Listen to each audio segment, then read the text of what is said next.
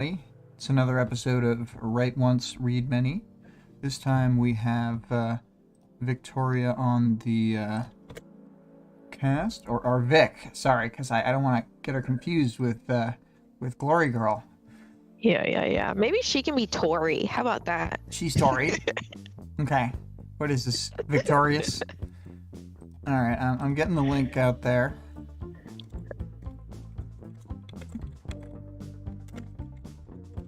All right.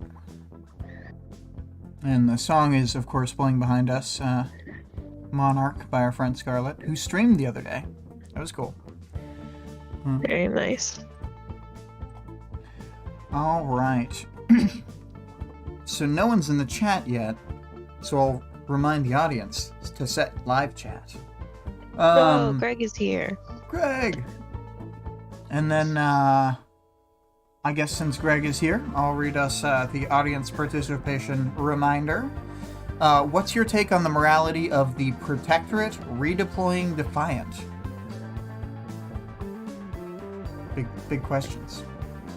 Mm-hmm.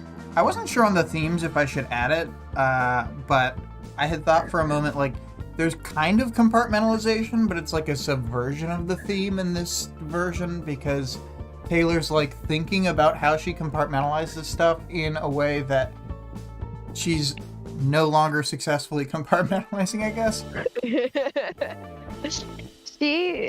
Her thoughts are all over the place this chapter, but I think that's true. And Triumph has I feel like they both are. If she had joined the wards, she would have been they would have been homies. She would have liked this guy. Yeah. I think these chapters, she and Triumph are both in mood where instead of there's a lot of stuff going on centered around them, and instead of thinking about it, they're thinking about everybody else.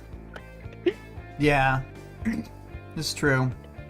But she also I liked when she directly thinks about that she's running so she can free herself of the thoughts of Triumph. It just feels like a different. It's almost like not the best way to deal with it or anything, but a slightly better version than the compartmentalization that comes from her power. Like the running gives her a bit of self-control and freedom in a way, whereas her power it's is like a healthy coping mechanism, like an outlet for herself, rather than let me just push everything out of myself and use my power. Yeah. Also, hello to Vale, who is just arrived, and to 2 + 4 × 5, who's driving. Hello. And then you had put the theme privilege, and I wrote a little bit on it, but I thought that you would probably have more to expand.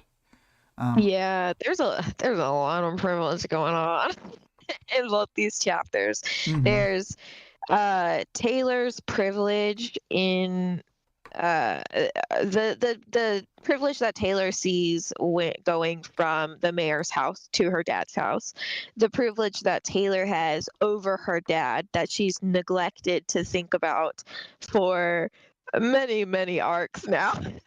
Yeah, I've never heard someone put it in the way that I guess maybe I haven't forgot, but in the way I'm about to say. But I think that she going to her dad is meant as a subtle but intentional showing of a contrast to the mayor versus the city. She herself is a mayor. Yeah. There's the privilege that she I don't know. There's weird privilege between her and her dad for further than just supplies and their status at the time. But she's also there's points where she's like, "Oh, I'm glad that my dad isn't stopping me," and it's you have put him in a position where it was impossible for him to stop you. Yeah. That's not it, he's not doing it to be nice to you. You forced him into that position. There's like a weird power dynamic there. And then in Rory's chapter, he obviously is coming from a privileged background. He has privilege over the other capes because he isn't a natural trigger. And then there's like a big contrast with how they talk about Brockton Bay versus what's the city that Prism comes from? I think she's from New York. New York. Okay, so yeah, there's like weird like a big differences in how the protectorate seems to work in Brockton Bay and has a lot more just like general privileges and accommodations that it doesn't sound like they have in New York. Yeah, New York has like things that are better and worse because they have. I think they like literally have some more like expensive stuff, but because it's like a denser Hmm. city, they don't have a way to have a hospital on site and stuff. So there are some Yeah. negatives, but overall, like their team is more powerful. They get way more money, but they are fighting bigger Hmm. threats. So it's like weird Yeah. issues of It's like scale. a not that like obviously Brockton Bay is not a small town, but it's like the privilege that like a small town police force would have over Right. like a big city police force where like they have less funding, yes, but they get a lot more accommodations like from the community essentially. Yeah. Yeah, that makes sense. Um, but I see the heroes as a slightly more positive force than the police force. So um, Yeah. there's that at least. I mean, however corrupt that it's like, oh, aren't these guys twisted? I'm just like, yeah, but real cops are like 100 times worse. Yeah. I feel I feel like shame is kind of a theme for these chapters as well. Oh, they're both ashamed of Um, themselves. yeah, they're both really ashamed of themselves. Triumph's ashamed of himself for things that, I mean, he does do like one thing this chapter, but things that he hasn't even really done. He just feels bad about himself about it anyways. And then Taylor is not quite ashamed of herself enough, in my opinion. But she's still not feeling great about things. Yeah, yeah. Um, I think that's. I don't have any more. Do you got any more? No, no, Got I like think those are mostly it. compartmentalization, subversion, and which maybe it's not even a subversion. I don't know. And then down here we got the shame. Shame. Vale said Taylor did nothing wrong that she will think about ever again. Um, okay. So I'm gonna start in on 15.10 as always. Everybody jump in here with nonsense, as you will. Um, So the chapter cuts in as Skitter passes the divide between the mayor's lawn and a glade of tall grass. And she's having clear emotional problems that she's not identifying with those words after almost killing Triumph a couple minutes ago. And despite the fact that Skitter was like Section 31 power walking like a dope to try and conserve energy, they don't say that. I'm just imagining that's her version of power walking is that she does the little thing with her Yeah. arms. Um, Yeah, I she'll be assume like, so. "It's more efficient," and they'll be like, It's "Yeah, more but it efficient. loses all your street cred." It's aerodynamic. But she still feels like she ran flat out to get here. Basically, she's like breathing heavy and her hands are shaking. So she's like steadying herself on trees as she's going now that there's trees, and she's calming down a little bit. Then she takes a moment to hate the mayor for being rich while other people suffer. And then she decides that even though that's true, she's just focusing on that in an attempt to blame transfer him after she just attacked Triumph. I do appreciate her her self-consciousness, is that the word I'm looking for? So the fact Well, that she acknowledges that, yeah, she's her like, "You know what? self-awareness, I'd say. This isn't what I need to be focusing." Like, obviously it's not ideal, but and some of it is like inherent privilege. Like he just happened to be in a part of the city that is less affected Right. because he lives in the hills or whatever. But like, I appreciate that she's like, you know what? I can worry about that later. Yeah. This is mostly my bad. Yeah. No, I agree. This is a great Taylor moment because she doesn't disavow what she said, which I also think would be wrong to be like, no, I Mhm. only thought that because of blank. It's like, Yeah. while true, also I'm deflecting. Um, Vale said she learned how to run efficiently watching her mantis army run. yeah, definitely. Um, well, thinking about how close to dying Triumph got, Skitter decides to call Cranston, well, Mrs. Cranston, but I always just call her Cranston in these write-ups, and get an ambulance sent for Triumph on the off chance that the family or the other heroes didn't have one on the way. She also passes a message on to Coil that they completed the job. Um, so Genesis has a new form that was presumably going to re-enter the battle, but Skitter signals with Bugs that the job is done and that she has Trickster, but he's hurt. They meet up after a couple minutes, and Genesis is on a new freaky form that we've never seen before, as always. But I'll read about that in the power section.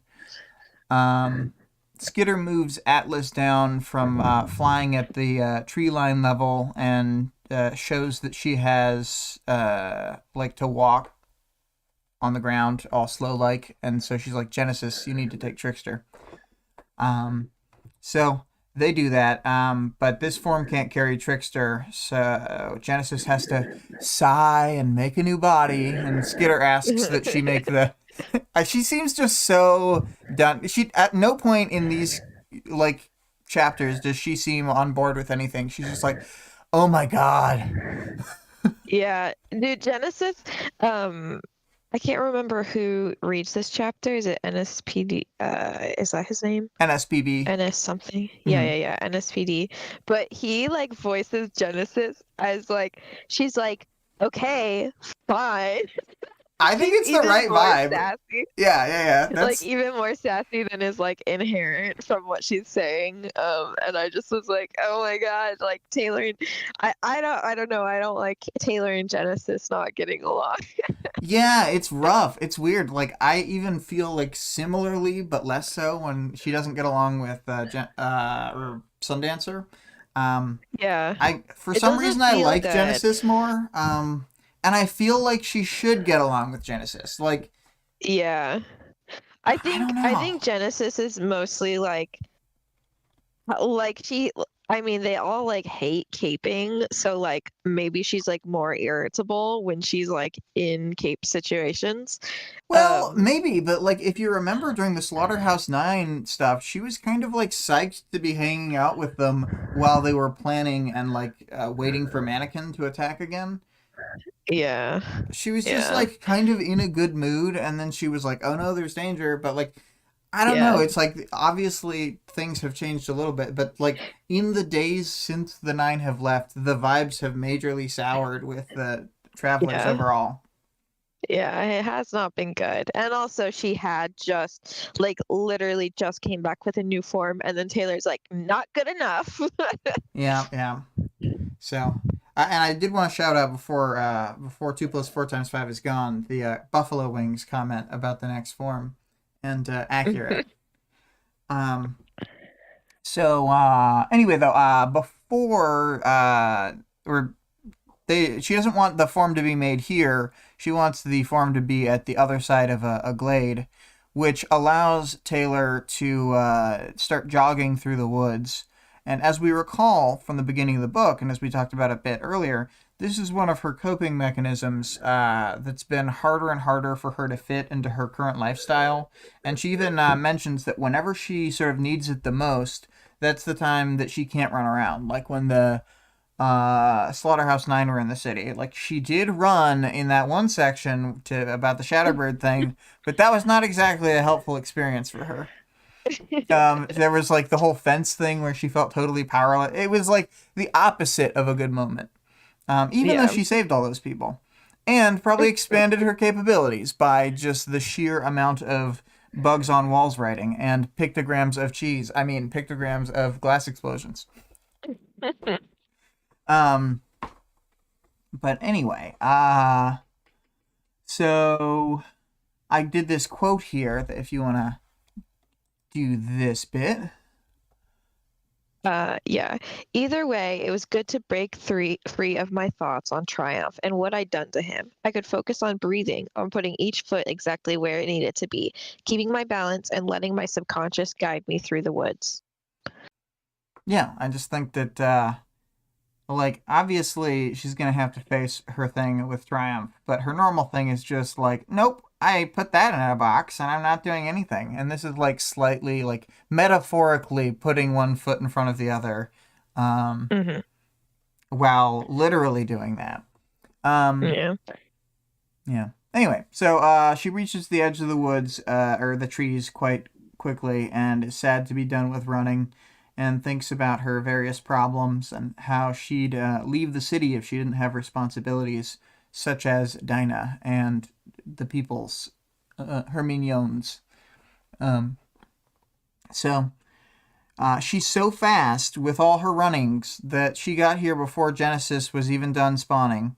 And in the new form, there's like a spot on the back to dunk Trickster into so that he won't fall as flying occurs, you know.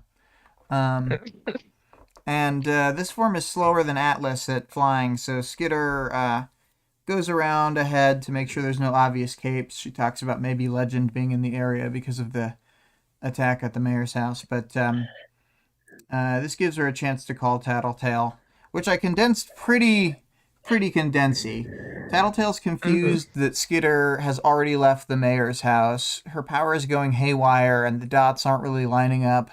And she was sure that there would be an assassination attempt on Skitter during the job they just finished. And but Tattletale's at Coil's base right now. Things are really off, but she thinks she's going to be safe for now. And so I thought we could read these. I was going to read the Skitter parts and then this line of narration here. If you want to read the Tattletales in between. Sure. I don't like that you're there without backup. You said he might want to get rid of you too. I'll let you know if he does. Like you knew he'd try to kill me? I'll call you later. The line went dead. I just thought it's like a funny, like sad, like clearly they're both scared and reacting to it differently, but it's also funny. Yeah. To me. So Skitter feels all emotionally hollow inside, all that kind of stuff, and wants to talk to someone.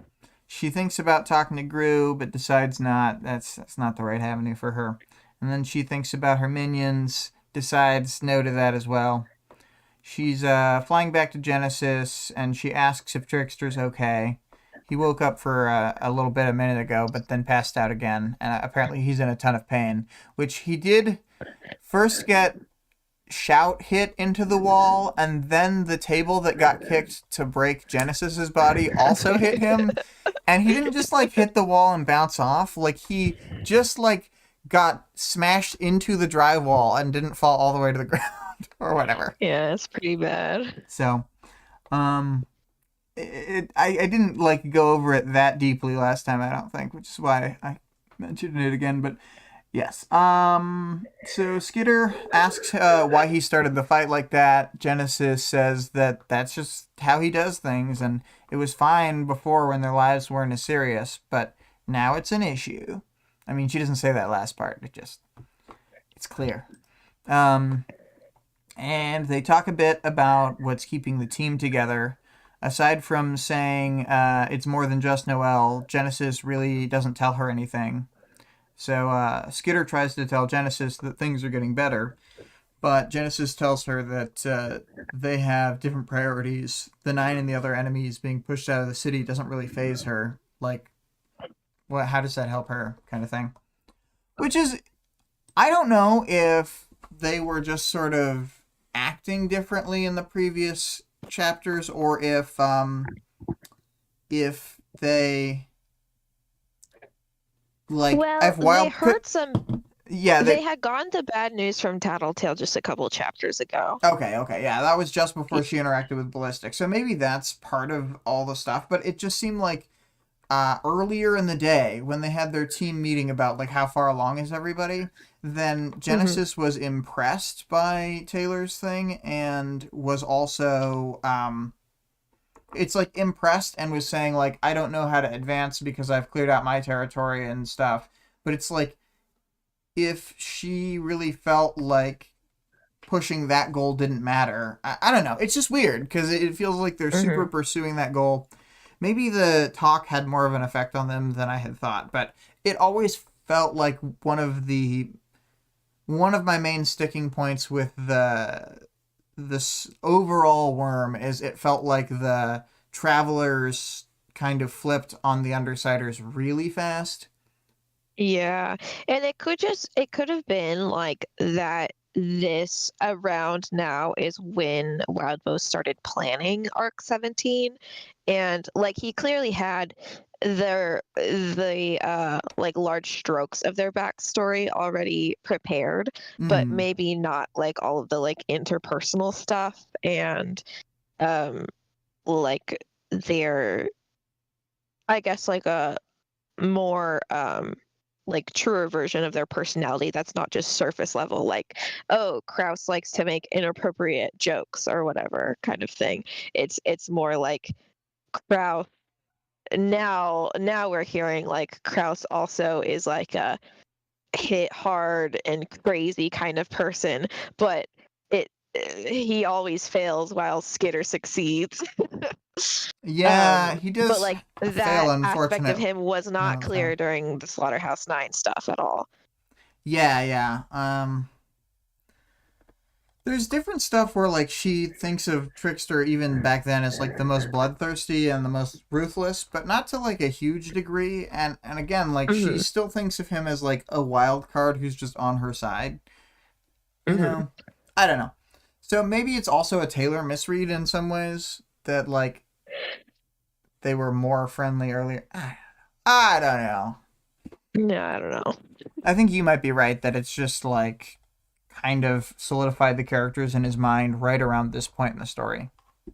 Yeah. Um. Anyway, so Skitter gets around to asking what she actually flew over to talk about. She asks if Genesis is good to go back to Coil's base alone. Skitter lies and says that she's going back to her territory and flies north. When she actually gets there, she decides to set down on another building, fly all her valuable bugs from her swarm back into terrariums and stuff, then use the rest to bring her supplies. Not really able to leave Atlas alone right now, Taylor straps her costume and some other stuff to him so that if she needs to suddenly be Skitter again, then she won't have to run to some hiding spot to get a costume. Um, so, making sure the coast is clear, Taylor uses Atlas to lower herself from the roof onto the street.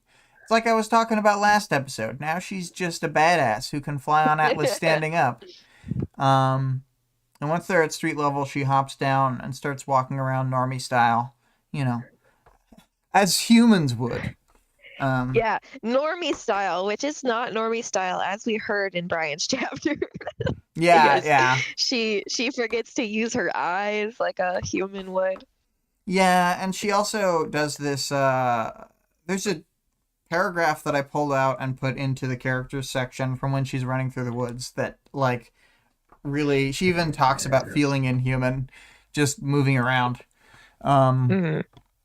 but, and it's one of my favorite, or maybe did I pull it out? Yeah, it's on the Taylor section. Um, but the streets are still fucked up, and they're like one or two steps away from having serviceable like waste management services, and they kind of have to clear the streets a little more, and then they'll drain, and then people can start showing up to clear it. But for now, there's like nails and broken glass everywhere on the ground still.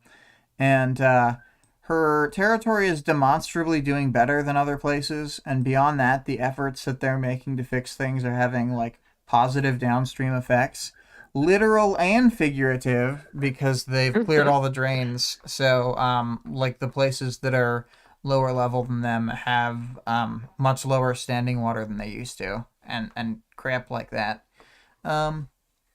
So they've been a positive force in that way, at least. Taylor muses on nature, death, and transformation for a moment. That whole thing about she does a little bit of climate change denial. Well, no, she doesn't climate change denial. It's more like she says to herself that it doesn't matter if there's climate change, everything now will die, and then there will be new, different things, basically. Yeah, but before that, she's like, people who think that humans are ruining nature are dumb. Well, I think she said something pretty sus, but like I get where she's coming from. Like she's basically just saying like nature won't persevere kind of thing. Right. I think the point is that the way that she views nature and the way that other people view nature is inherently different, because the way that she views nature has to do with like what's currently alive now isn't nature. This is a single snapshot, one possibility, and what will come next, however different, will still be nature. Even if there was no life, there would still be climate, is probably even something she would go so far as to say. So, like, I totally get what she's saying, trying to think on a different scope, which... Yeah, no, I get and that's it. one of her powers, is thinking on a different scope, you know? One of her normalized human powers. She kind of like, I don't know, the thought processes she's having right around here are like, what the fuck, Taylor? It's just she doesn't think about things very much, and so then when she thinks about things, it's like very startling. And sometimes she sounds a little bit like a really well-written Garth Marenghi, where she's just like, yeah, moss. Yeah. Anyway, so she reaches a wooden staircase that we might remember from the beginning of the book, even, with a rotted out first step. And she even thinks about how long before the rest of the city fell into disrepair is when it lost its step. So, heart pounding, she rings the doorbell, and Danny answers the door. Taylor thinks about how she's a coward because it's taking all of her courage to face her dad. And she hasn't checked in on him until now, and he looks bad, lacerated all over. I said her, but I meant all over his face and arms from the last time we saw him after the Shatterbird attack. He's glad to see her, but right away notices her arm is in a sling, and she lies about her injury not being major. Then has a PTSD flashback, which Vic will read. He's my boy. I could imagine the mayor's voice, the pain and raw emotion I'd heard. I only ever wanted what was best for him. Yeah. I also shouted out, I don't know if you were there in that moment on the last episode, but shouted out the NSPB reading of that character, the mayor. Oh, yeah, it's so funny. I love it. Well, I think I don't know. I think that part's really good. Like, it just feels like a really honest performance. No, I do. Yeah. I agree. It's just that he doesn't do voices for most of the characters. And so then, like, when he comes in with the mayor, like, it's, like, really stark. But no, yeah. I do love the way he represents him. Like, all the narrators have like pros and cons, but I think NSPB is one of my like favorites in general. I think he's got a lot of like interesting stuff. I know that there are some scenes where I can't remember if it's him or somebody similar, but you had thought that he puts in too much like "Oh, come on, guys," into Taylor. Yeah, But that's not really present he in makes this arc, Taylor a bit whiny. And I which think is that he funny because also Taylor kind of voices. is a bit whiny. Yeah, I know. Does he also voice the? No, no, no. It's a girl who voices the Kenzie interlude in Ward. I like also got the same feeling where I was like, Victoria's too whiny in this chapter or whatever. But I mean, she is a teenager, so I wouldn't be surprised if unintentionally she did sound whiny like to other people. Um Sigma said, "What a nostalgic concrete hovel." Phil said, "In today's art, can I ask what the candle holder is from, if anything? I missed if it was talked." The candle holder is there. We'll actually talk Is about. coming up. Yeah, we'll talk about it in a moment. It's Yeah, conveniently placed in like one paragraph. yeah, So yeah, yeah. nailed It's it on the coming right timing, up. Bill. Um, so Taylor sees the mayor's expression on Danny and half admits why she's here, giving no context and fudging a detail. But vague posting about it. And then Danny invites her in, and when she enters, she sees this week's art and notices only one of the matching candlestick figures is there. Yeah, Taylor asks where the husband statue is, and Danny says that he had to trade it away for food. This kind yeah, of shocks Taylor, and is the moment we talked about earlier in the themes section where um, she like had not even considered his situation really. She has to stop Oh, it's herself so from sounding bad. accusatory, and then Danny explains that after the injuries he got in the Shadowbird attack, he needed more iron and protein specifically, so he needed more nutritious food that wasn't available in the basic supply kits.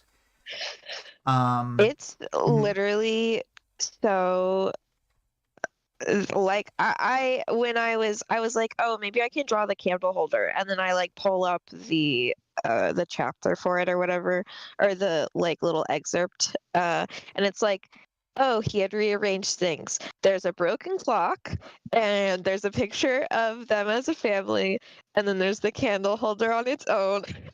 It's just like such a depressing like imagery. Like if you're thinking of like the broken clock as symbolic or whatever, I don't know, like it just hurts so much more. And the fact that he fucking sold only one of the candle holders, even though he probably would have gotten more than double if he had sold them as a set, because it's a set, Right. and he instead chose to keep the one that represents his wife. It was like too much for me. I was like, this chapter, I don't know what it is about this chapter, like it makes me cry so much. Yeah, it's really sad. Um, um oh my god. and I'm glad you picked this. When I was thinking about the chapter in my mind, I thought that you would have picked Danny in the doorway, um, Hmm. or like a very very small chance that you picked like the Genesis one of those forms, but I didn't think so. Um, Yeah, and then I like that you picked this instead of Danny. It is more like I don't know. I think it's like a core moment to the chapter in a bigger way than Danny still being hurt is. yeah, Like this is because more it is like, representative.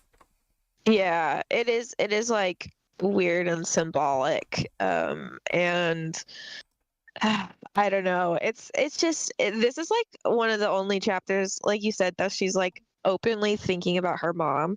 I She was thinks glad that about her a lot there's this like, chapter. Yeah. yeah, and there's actually a picture of her, so that was part of it, is I wanted to draw that picture of her, but like the statue obviously also represents represents her mom, and so I don't know. I was gonna leave like an empty dust ring where the Danny statue was, but I was like, I know that Danny dusts. Right. He's a clean man, so I couldn't do that, but I feel like it's still, I don't know, like when you know the context, I feel like picture makes me sad. Vale said, let's see, Taylor, here, have $20,000. That will that'll get you through the month. Wait, I mean $20. I earned it working a normal job. Such hard work. Vale said, yeah, this is super sad, nostalgic of who the family / Taylor could have been in a better timeline. Ugh, yeah. I don't know. Plus, I'm it's got just so little Taylor. disappointed in Taylor. Yeah. Yeah, and little Taylor. Look at her. She's so happy with her two alive parents. And Danny has a full head of hair. Yeah. Because it's before all the stress in his life. Yeah. Well, damn. Yeah. It's so sad. It's too sad. So Taylor asks him about getting kidney damage and makes sure that there's nothing else major like that. Danny says that's the worst of it. And then he brings up her warning about Shatterbird and how it didn't just save him, it was also passed along to like the dock workers and cleanup crew. So Danny asks about her sling, and she says a foreign body was trapped inside her arm at some point. She had to get surgery, but don't worry, it was only a local anesthetic. It was a super creepy way to say that. Oh yeah, a foreign body got trapped inside of me. Like, why the fuck did she say it like that? She's such a weirdo. She's such a fucking She's such freak, a little bro. creep. Yeah. This is why you can't let her look at the girls while they're changing. Yeah. I mean, among other reasons, I will point to many things with that as a. But while she's looking at an old picture of her mom, Danny's talking about how much she's grown and how different she looks compared to before when they were living together, and which was only like a month and a half ago.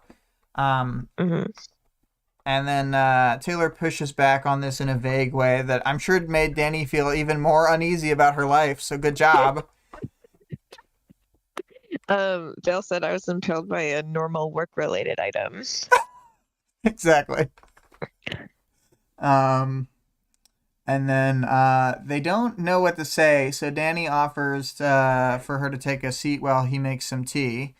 On the coffee table, Skitter sees some papers and some in-universe pamphlets are there. And they're about different supervillain territories. First, she reads one about Gru and Imp. Know where you are. The area extending east of Captain's Hill is believed to be underclaimed by the supervillains Gru and Imp. Both are members of a group known as the Undersiders, who have joined with the Travelers in an unnamed alliance. These villains will not attack civilians unless provoked, and cleanup is tentatively progressing throughout the area with no objections from either villain.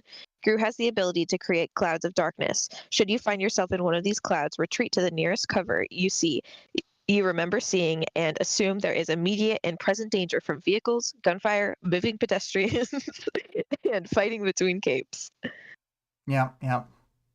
Also, you know what? As a bonus that I only thought of just now, if someone can come up with a better name for the unnamed alliance than the Travelsiders, then I'll just start calling them whatever your new name for it is.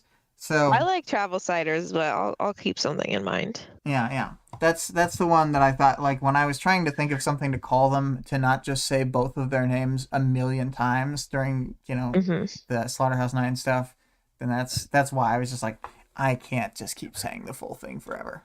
Yeah, I know. But skimming the rest, she puts down that sheet, and seeing that was over a week old, she thinks it is thus outdated. And then, like, girl, people don't have time for fucking reprinting pamphlets every week. Yeah. It's like probably handwritten and it's photocopies. Anyway. Oh my god.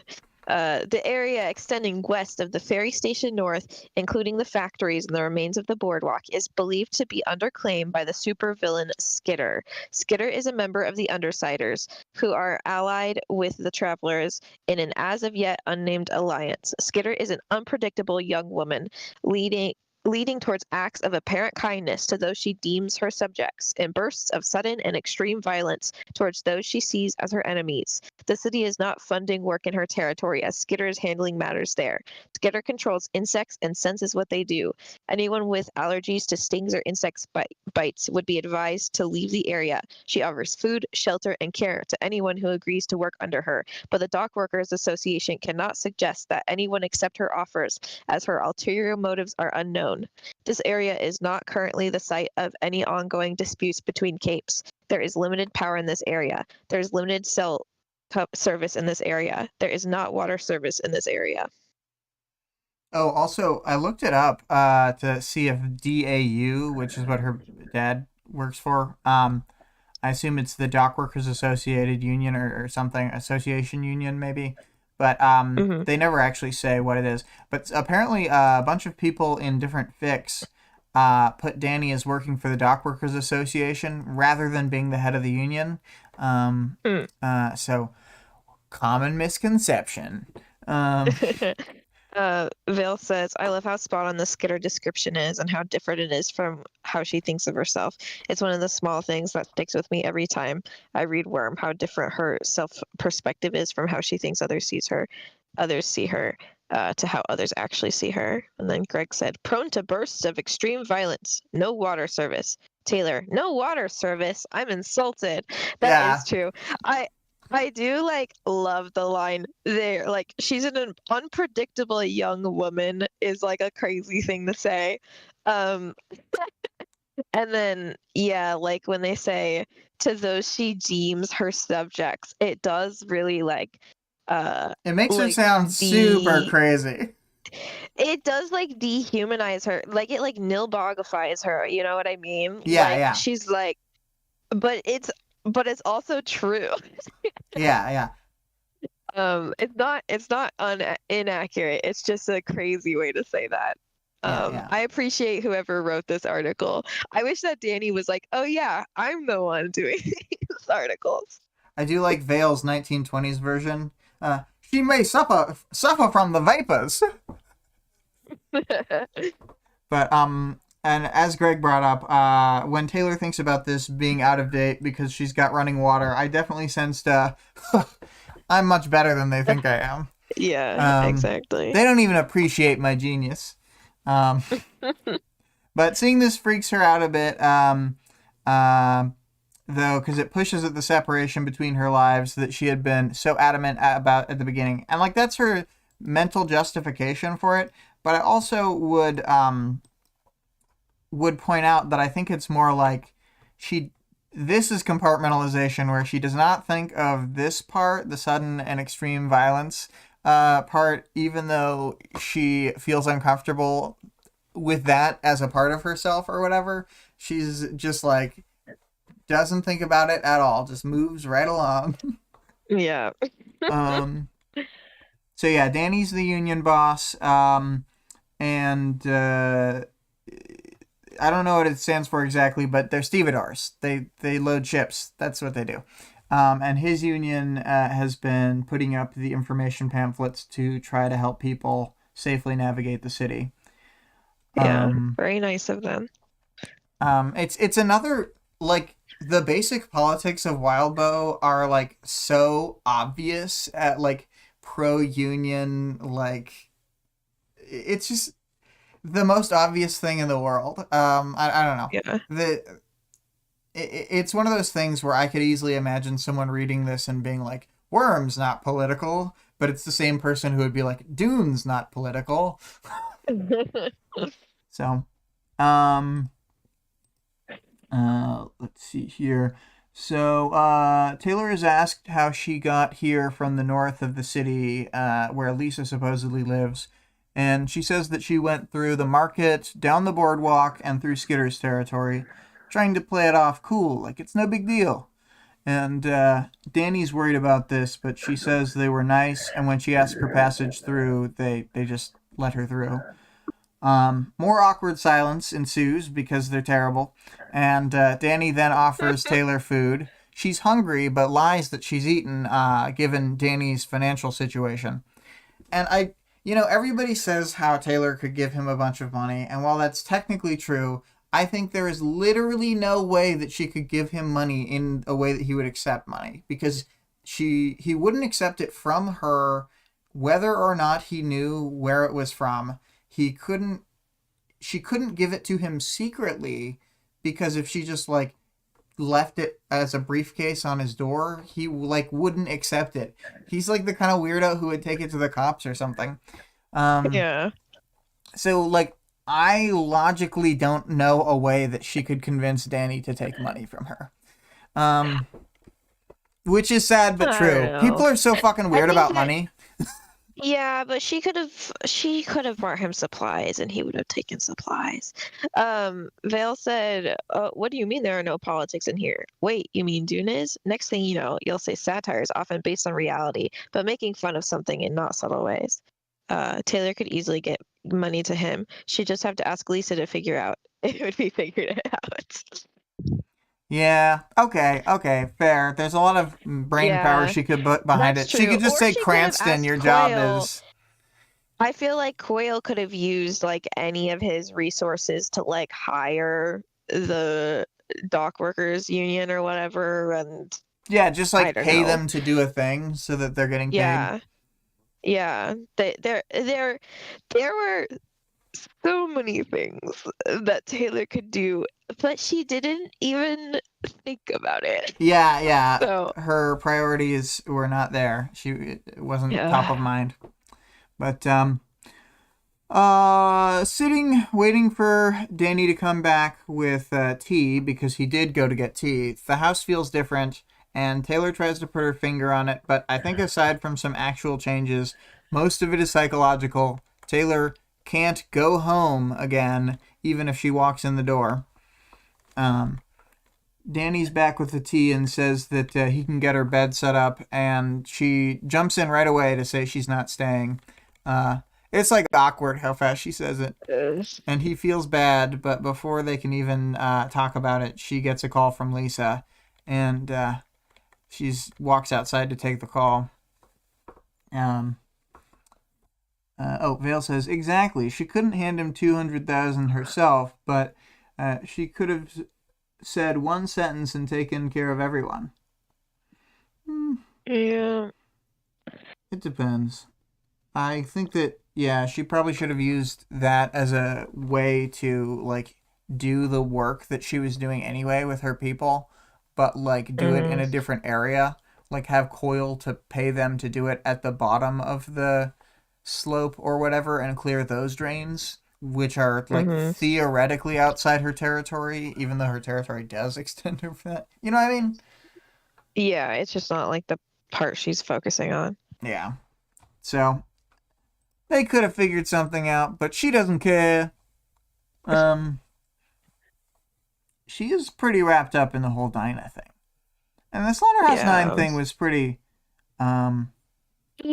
focus gathering. Things from the start, right when the fire and stuff happened. I don't know, Taylor. I don't know. Bill said Danny working on Skitter's hideout would make a great sitcom episode of Worm, the sitcom.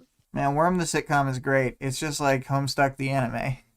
Yeah, and it'll be like Taylor, where she's been invited to do two things at once, and she has to like quickly change in and out of costume and pretend that she's at both things. Mm-hmm. That would definitely happen. Yeah. After the end of the call, also she would have a bunch of moments where she would start saying a word, like she would say someone's cape name, but only the first syllable, and then she'd be like, "That's actually bad news." Yeah. Or that she'd like pull a fucking knife, and then Danny would be like, "Whoa," and she'd be like, "Whoa, where'd this knife come from?" I need this to cut the wedding cake. Yeah. Greg says, this is why Alexandria is a professional. She used to be she's used to those sorts of shenanigans. Yeah. Yeah. See, Taylor just needs a body double like Alexandria has. Yeah. Where was I? After the end of the... Or no, Tattletale is calling with bad news. It seems that Coil's come up with a way to completely fool her power, and the way that she tells the story leaves Taylor's blood running cold. Tattletale says that she's going to call the others to plan, and Taylor says she might head to Gru's territory before the end of the night. But after they end the call, Taylor goes back in the house, and as she's slipping back inside, she has some weird thoughts about her view on the soul and patching up the damage to her soul, and that she's gotten this damage since her mom died, not just the last 2 months. And then Taylor's worried that she's doing more bad than good. She sips some tea and then decides being here isn't helping her right now, so she downs the rest of it, and suddenly she gets up to leave. Danny convinces her to promise to show up again the day after tomorrow to spend time with him. It's the day of the mayoral debate, and then I think the election is later that same day. But she manages to not make up an excuse why she can't. She convinces herself not to make an excuse, really. Impressive, Taylor. Then she half promises that she might come home someday. And Danny says that she's welcome anytime, any day. At this point, she leaves, running down the street, and, she starts crying, as you do, unsure of exactly what she's crying about, as you do, because she's got a lot to cry about. Yeah. Final chapter thoughts? This one's a banger.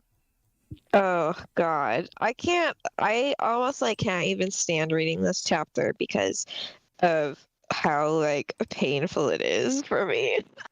Yeah. I just am so disappointed in Taylor. And it's not like she did anything this chapter, but it's just a reminder of all of her negligence and her the lack of thought that she's had about her dad since she left. And I don't know, it just makes me really sad. He's just one guy, he's the only family she's got, and it's not like she's somebody who doesn't value family.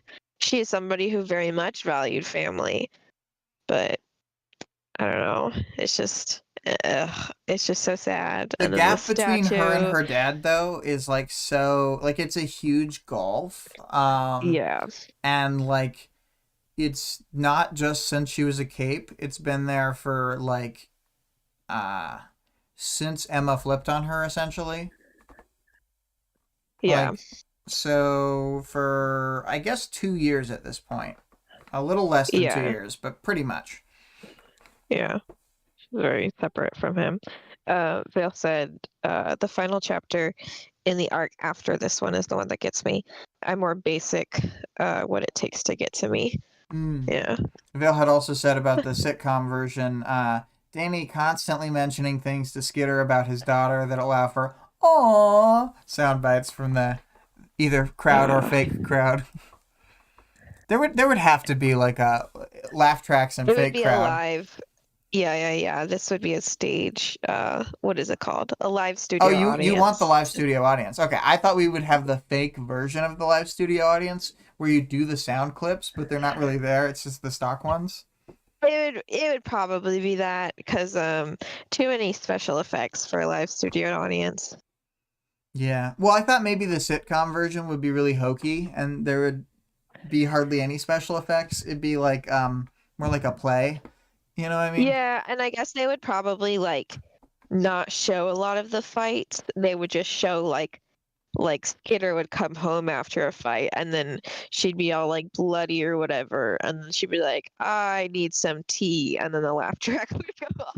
I mean, the initial investment for the animatronic bugs was a lot, but once you have them, you have them. Once you have them, you have them. No, they're just those little, those little toy bugs. They can kind of stick to something and it jitters, when you touch it. Yeah, they just jitter and they wind. Vibrate around or whatever. It's just those. Yeah. Hell yeah. Yeah, I Um, don't know what else to say about this chapter. It's a good it's chapter. really It's just good. really upsetting. Yeah. Um, all right. Well, let's read. Do we want to split out the characters section and the powers knowledge section from this chapter real quick? Because it's not only shorter than for the next one, but also since we just talked about the chapter. Sure. Usually when there's two Taylor chapters, I wouldn't like want to do that because they kind of lead into the same things, da da da. But like Yeah. this one's fairly disconnected. Yeah. Um, so the Taylor thing that I had pulled out of the chapter was this quote. Do you want to read it or should I? Go ahead. It was times like this that I felt less normal, less human. It was dark, the foliage overhead dense. Branches blocked my way, and the ground was riddled with roots. Stones and an uneven footing. It barely mattered. My bugs flowed ahead of me to check the surfaces, clinging to branches and carpeting the ground. I passed through the tree as though I'd spent my life among them. Trees. Memorizing where everything was. I extended my foot just a bit further to accommodate the slope ahead of me, ducked a branch with wickedly pointed tips, and found a handhold on another branch to help myself hop over a spot where water had pooled. I just thought that was a great, like, moment into herself. Like, she uses her power, like, more and more every single day, and she feels, like, less and less human, but it doesn't really bother her, and it makes her more efficient, and it gives her something like clear and material, even though it's not her power is not the answer to all her problems. Is what I'm part of what I'm trying Yeah. to say. Even though it's very very tempting just as a thing, you know. Yeah. And not that I think that she should use her power less in these kinds. It's just like this is an example of like how far removed she is from normal life and like the stuff that Brian was talking about. And she doesn't keep herself grounded. Like that's a thing about Taylor in this portion of Yeah. the story.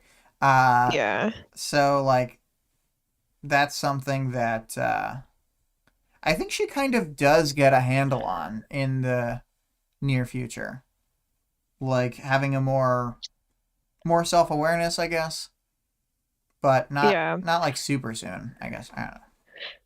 Yeah. I feel like this is like Taylor's in a really weird mental space this chapter.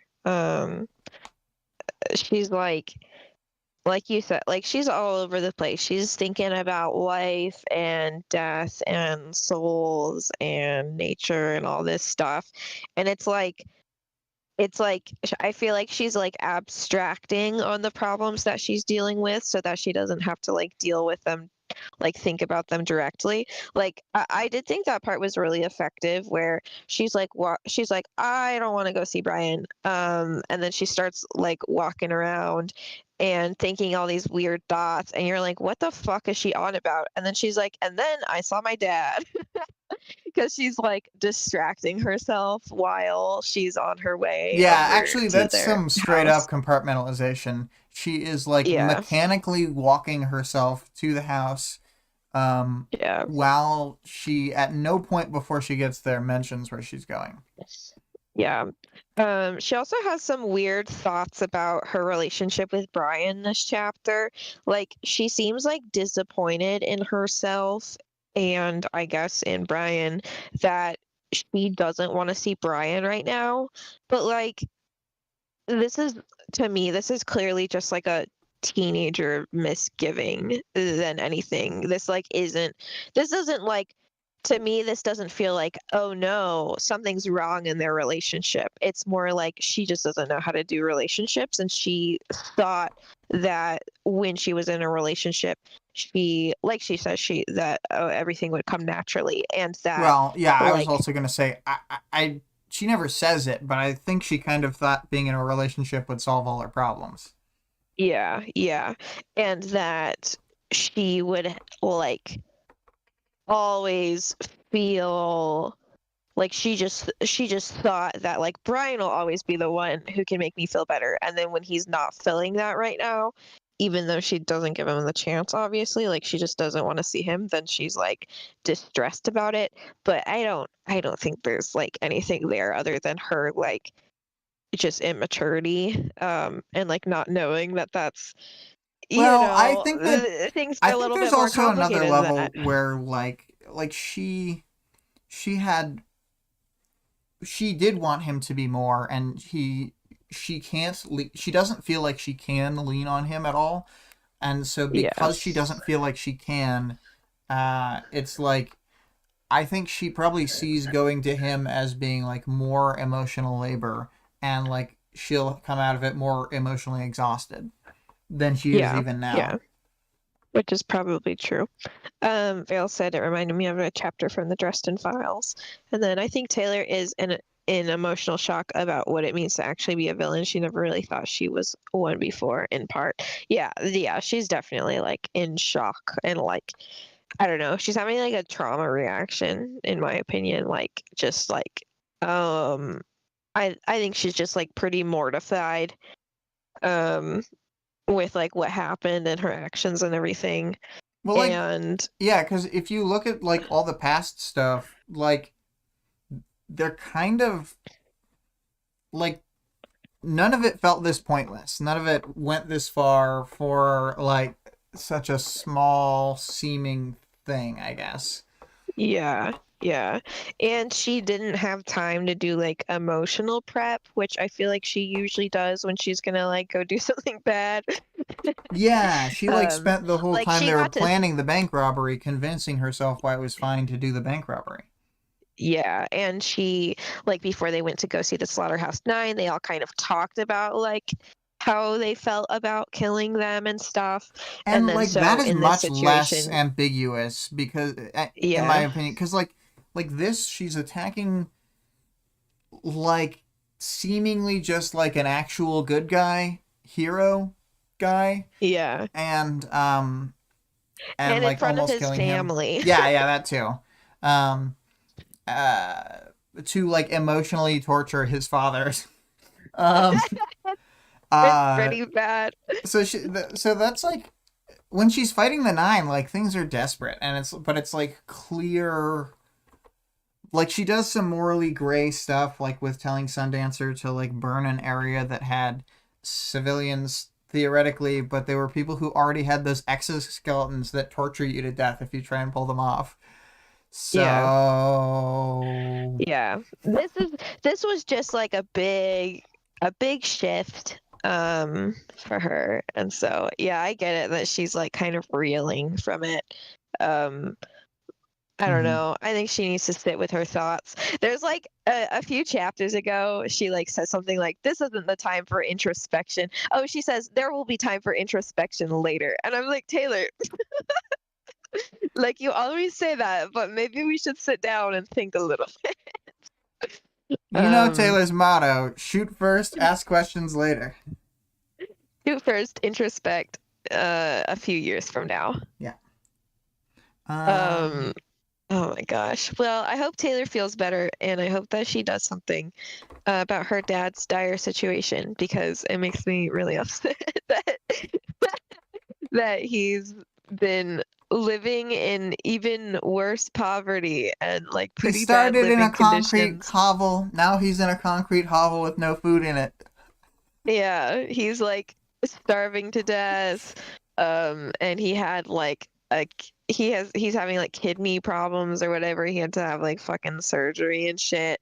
He's not recovering from his injuries very quickly. And he's like, I'm probably so lonely, like in their sad little house all by himself. And she's like, "Oh no, I totally forgot. I've been giving all my supplies to other people." She just gave like so much money to Parian to like Mm-hmm. essentially to make her feel better. Like part of it was to buy her, but part of it was just to make her feel better. Yeah, she just felt bad about Parian, Yeah. which is fine. That's probably good. But It's good to feel bad about Parian, but it's better to feel bad about people to feel bad that about you Dad. it's better to feel bad about people that you do like owe something, like in your relationship too. And then you like know. Your friends and your family. Those Oh, are the people that you should be giving most of your money and food to, probably. I did want to point out that Danny, while very lonely from not seeing Taylor, does have one thing that Taylor never had: a whole group Friends. of homies. Yeah. Yeah, he's got a bunch of cool friends. Do you want to talk about Danny? Yes, we will do Danny next. He is sad and lacerated. At least he has friends though. At least he has friends, but he doesn't Um, have money. he doesn't have money. He's had to sell one of their most cherished possessions Maybe he to only buy. cared about the other one. Yeah, I know, but like to Taylor, Yeah, yeah, I yeah. I feel like mean, it I feel like it was a set. He should have kept both of them.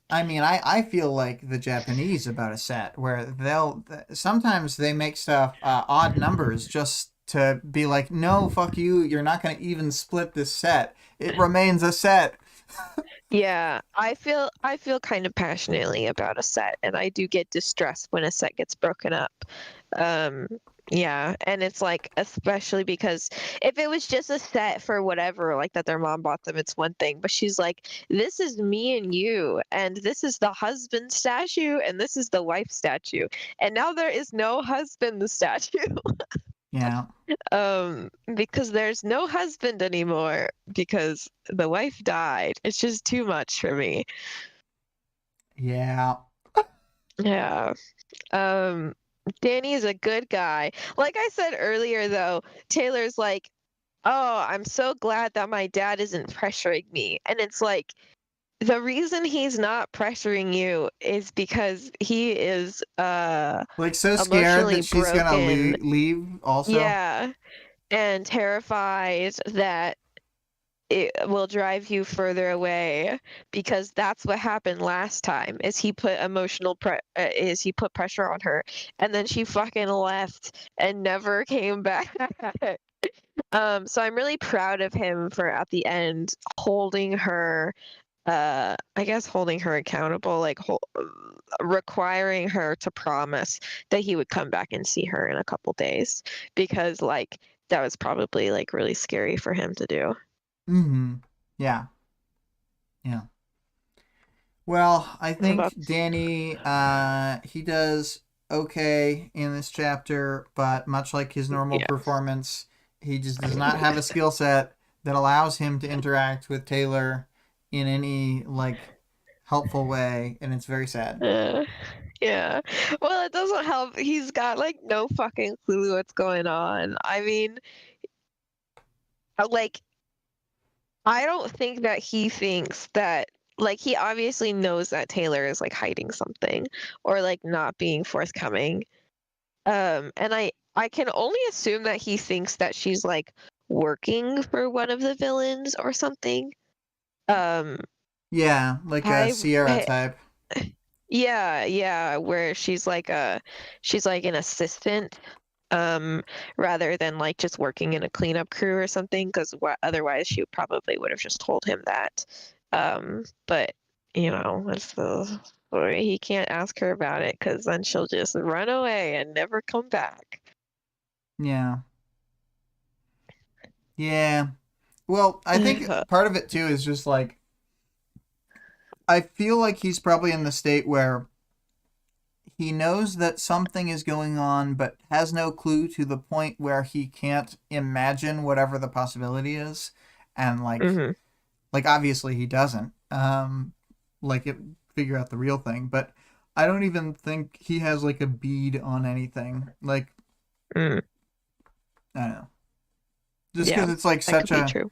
because he thinks she's living with Lisa's rich parents in the north end of town, or Yeah. north beyond the town, but uh anyway, moving on to Lisa the Tattletale.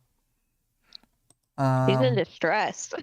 yeah, Her power is not working right. her phone calls are like the kind of not frantic where you're really, really frantic. Yeah. Like she's kind of like calm, but then Taylor's like, "Isn't that what you said earlier?" And then she's like, "I'll talk to you later." Bye.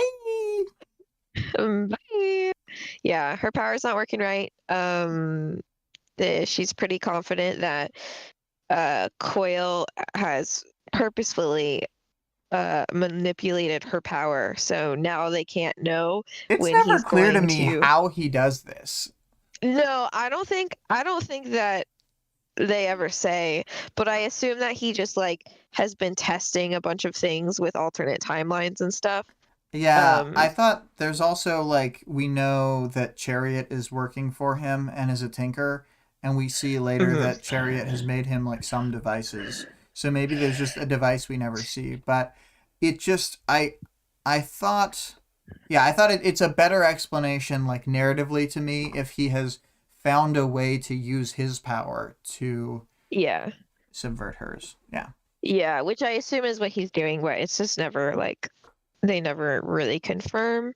Um, I think he's just been like testing things out a lot this whole time, and then has finally succeeded and knows that he succeeded. Vale said thinkers can mess with each other's powers. Yeah, I think it's just like he like will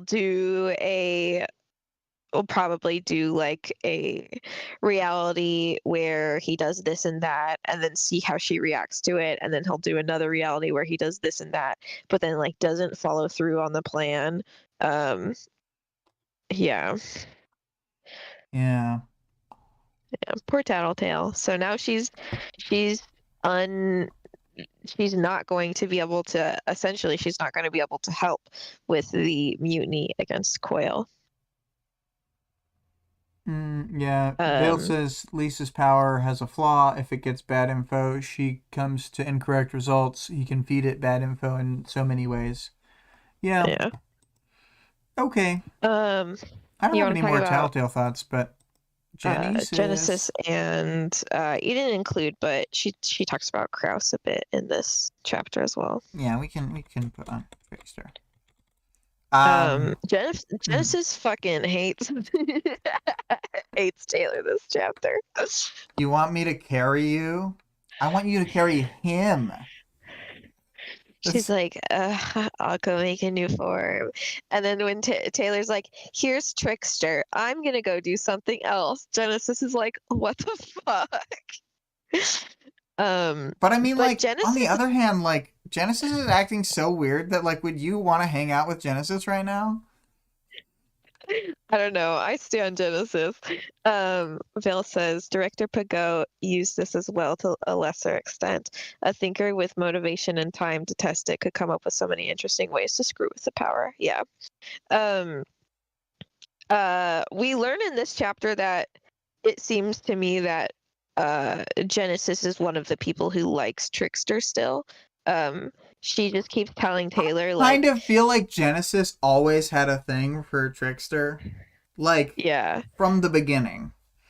Yeah, I feel like they have, like, she and Trickster have, like, chemistry, like, regardless of if they, like, would become romantically involved or whatever. They just kind Right, of right, right. vibe together. Um, It yeah, always she's just struck like, me that their group would have been a way better group if he was with her instead of trying to be with Noelle. yeah. She's just like, don't blame him. He's just like this. He can't help it. And yeah, relatable.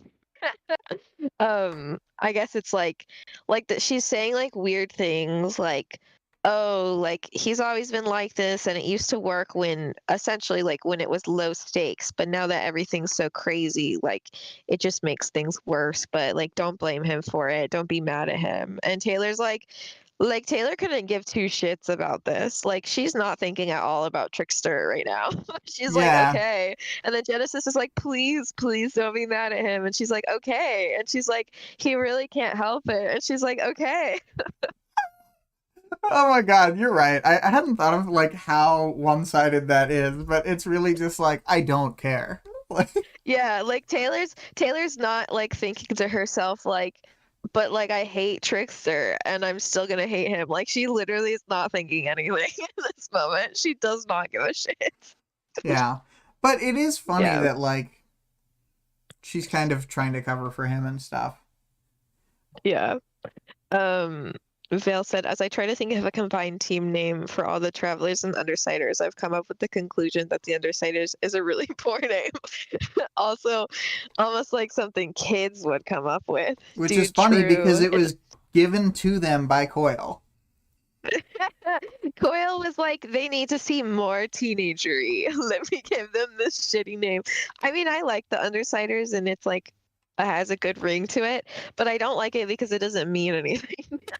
Yeah. It's It's like, yeah, it's just like kind of meaningless and empty I in a kind of way. think that like Wildbow is just coming up with a generic like villain team name. Like Yeah. I can't even if people comment on it later, they're just like the Undersiders? What? Like, I what does that even I mean? think I think Because there are like the wards who other, mention it in like Arc 18 or something. yeah, like Ward, that means something, right? The what are some other team names? Like there's like the E88 team and they all have like, like racist ass names and stuff. Hmm. Like those mean something. And that's what I was thinking. I was thinking the same thing, Vale, when you said, William, like, oh, we should come up with a thing that like Undersiders in itself doesn't mean anything, so it's hard to Well, that's like why come up with like a pun. we could try and come up with a encompassing team name that for their alliance where it's like Yeah. the The AZN Bad Boys is fucking hilarious, okay? Don't even, Greg. it's funny because Kevin, when he was reading, thought that the AZN Bad Boys, like, he thought it had to do with a certain, like, style because he's, like, he actually spends time, like, living in Taiwan sometimes. And so, Uh-huh. like, and, he speaks, I think, Cantonese. But Hmm. either way, whichever he does speak a Chinese language, so he's like in tune with Chinese culture. So he thought it Hmm. was like having to do with like this style of streetwear, and he's like, or like the equivalent of like a chav or whatever, Yeah. like a Yeah. specific cultural type of person, That's which I funny. thought was very funny. He's like, what? Yeah. AZN bad boy? AZN Bad Boys. Vale said the Travelers is a great name. The Undersiders makes no sense. So if I combine the team names, I'd go with the Travelers. Yeah. But the Travelers They're is a just bad name for their for them while they're for the in the city Undersiders, when yeah. because this is specifically when they become not the Travelers when they have the alliance.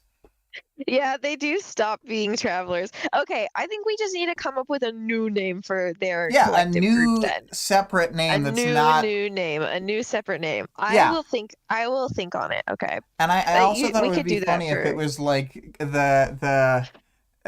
I mean, in my brain, there could be really dumb names like the Skitter Mhm. Trickster Accords, or Conglomeration. Um, Yeah. of course, I guess Skittering Company. it's unclear if externally people understand their org chart, but um, yeah, I don't know. Vale said, do what Skitter says was suggested by someone on the team. Yeah. Skitter and Company, I think, is the best. Like the Um, Oliver and Company of names. yeah. Did you want to do Oh yeah, the Power power Knowledge and stuff. World Building? Yeah, so uh there are two Genesis forums. Do you want to read the top one or the bottom one? I'll do the top one.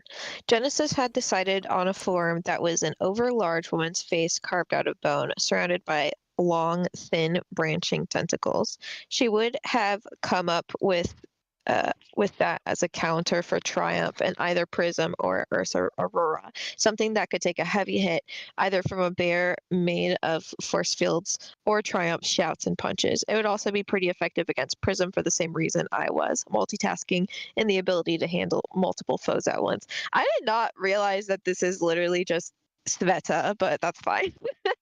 Yeah, it's like really controlled Sveta. And instead of Yeah, having a small vulnerable face with spot, it has tentacles. like a big not vulnerable spot. Yeah, that's funny. But yes, it is a Sveta type. And then she looked like a bison with wings, but her back had a bowl-shaped depression, and she had stubby little legs and antenna. Since she didn't have the means, I was left to try to ease Trickster into the basin. I thought both of those forms were very funny. Yeah, I do think Genesis is like, I'm always like, I don't know, like I'm always have like this weird feeling that Genesis is like referencing video games in her forums, and I don't think she is because none of us have like recognized them. But why is she not referencing video games in her forums? Because I think that would have been like a cool little like tidbit. Yeah, and it wouldn't And really give any info on their background because it's not yeah, specific enough, you know? yeah. And she's a powers nerd, so she could also like reference other people. That's one Like thing that makes me like Genesis a lot is that she's a powers nerd. yeah, Um, yeah. I just always want her to be referencing video game characters because I think that would be way funnier. I do find this It's like form she does. incredibly funny. The stubby little Yeah, legs and like she. antennae. Well, that is very, very funny. But I just want her to fucking come in as Pac-Man and like be Pac-Manning around.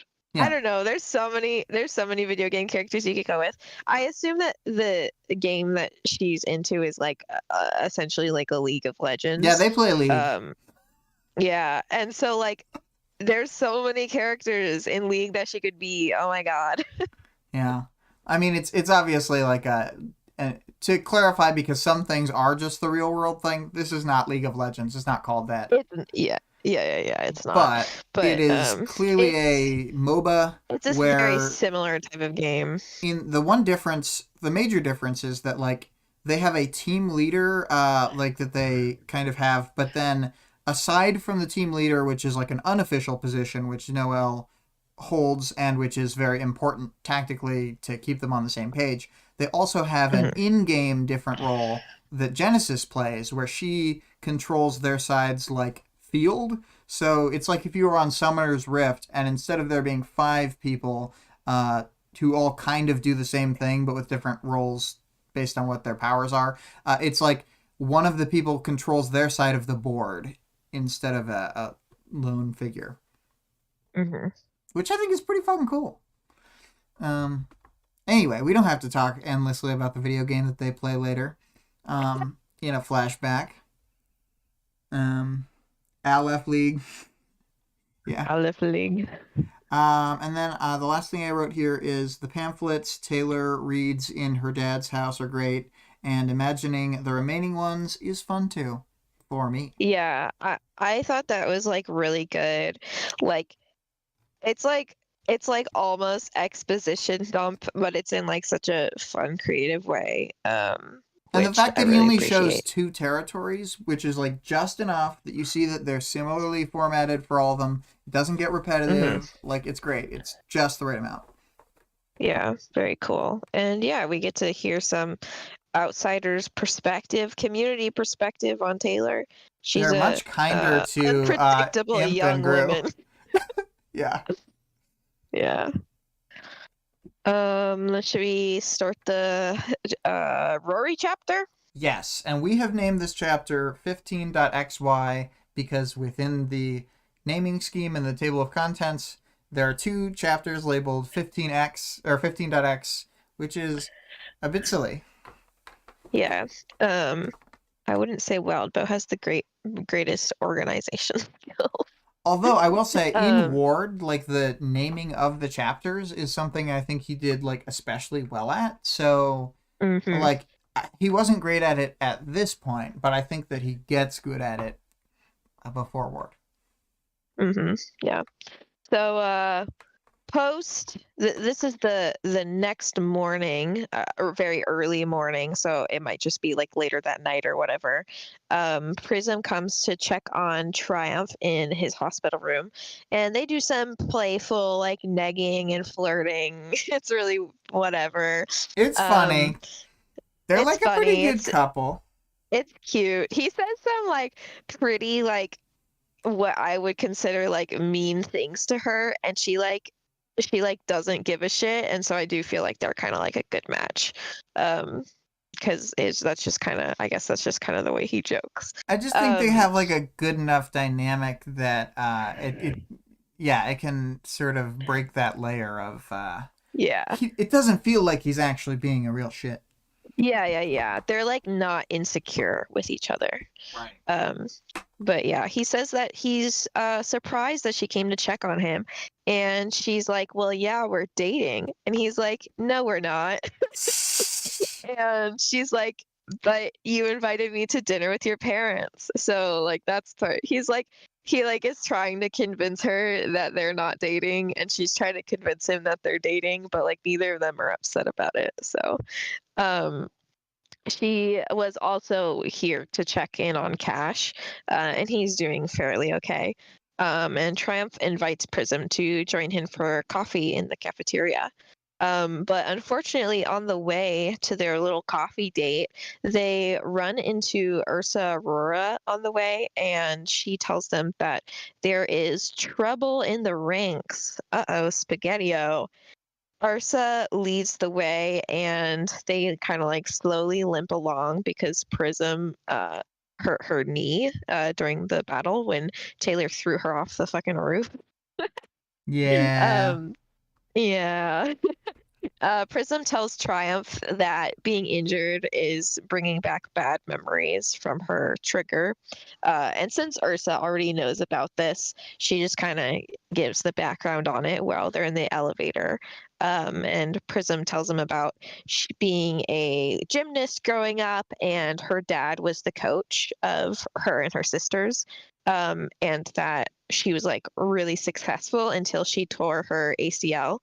And then she kind of blamed herself and became depressed about the whole situation, and it led to her getting left out of the family like even more than Mm-hmm. she was, because she wasn't able to participate in their like, I don't even know, in their athleticism.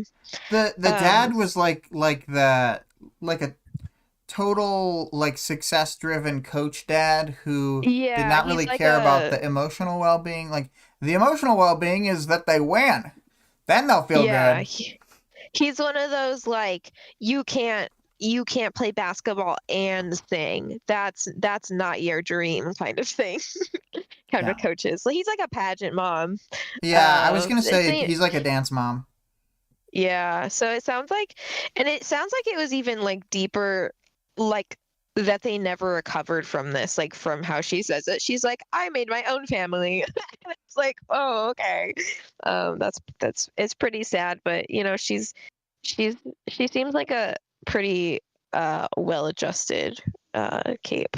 Vale said 1920s dad voice worked perfectly. Yeah.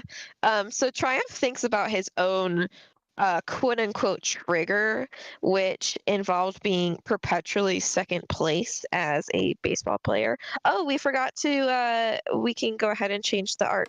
Oh yes, I should indeed. I'm gonna change it to the video first. So speed Yeah. draw beginning.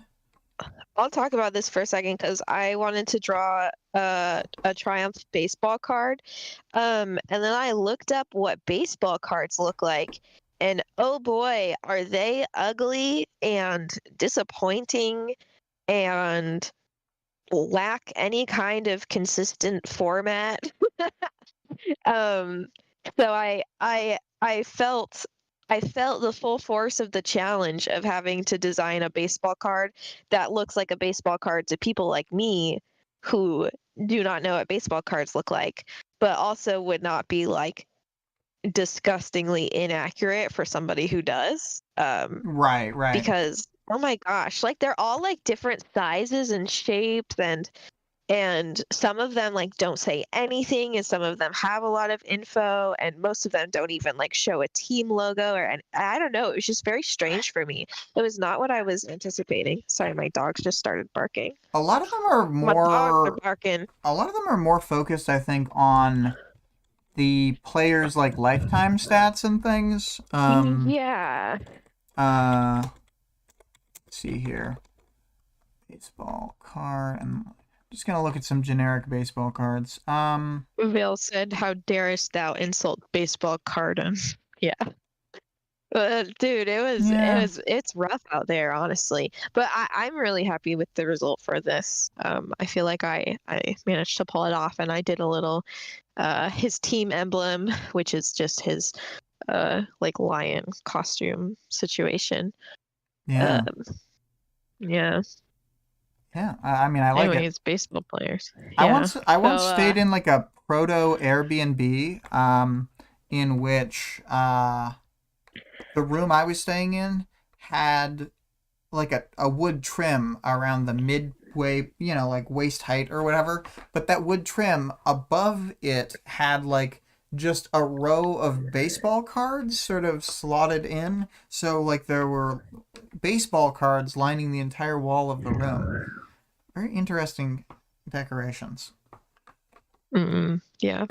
Vale said, "My dogs are barking" is one of Carlack's common party dialogue lines in Baldur's Gate 3. I don't think I've heard the phrase before. Now I hear it twice.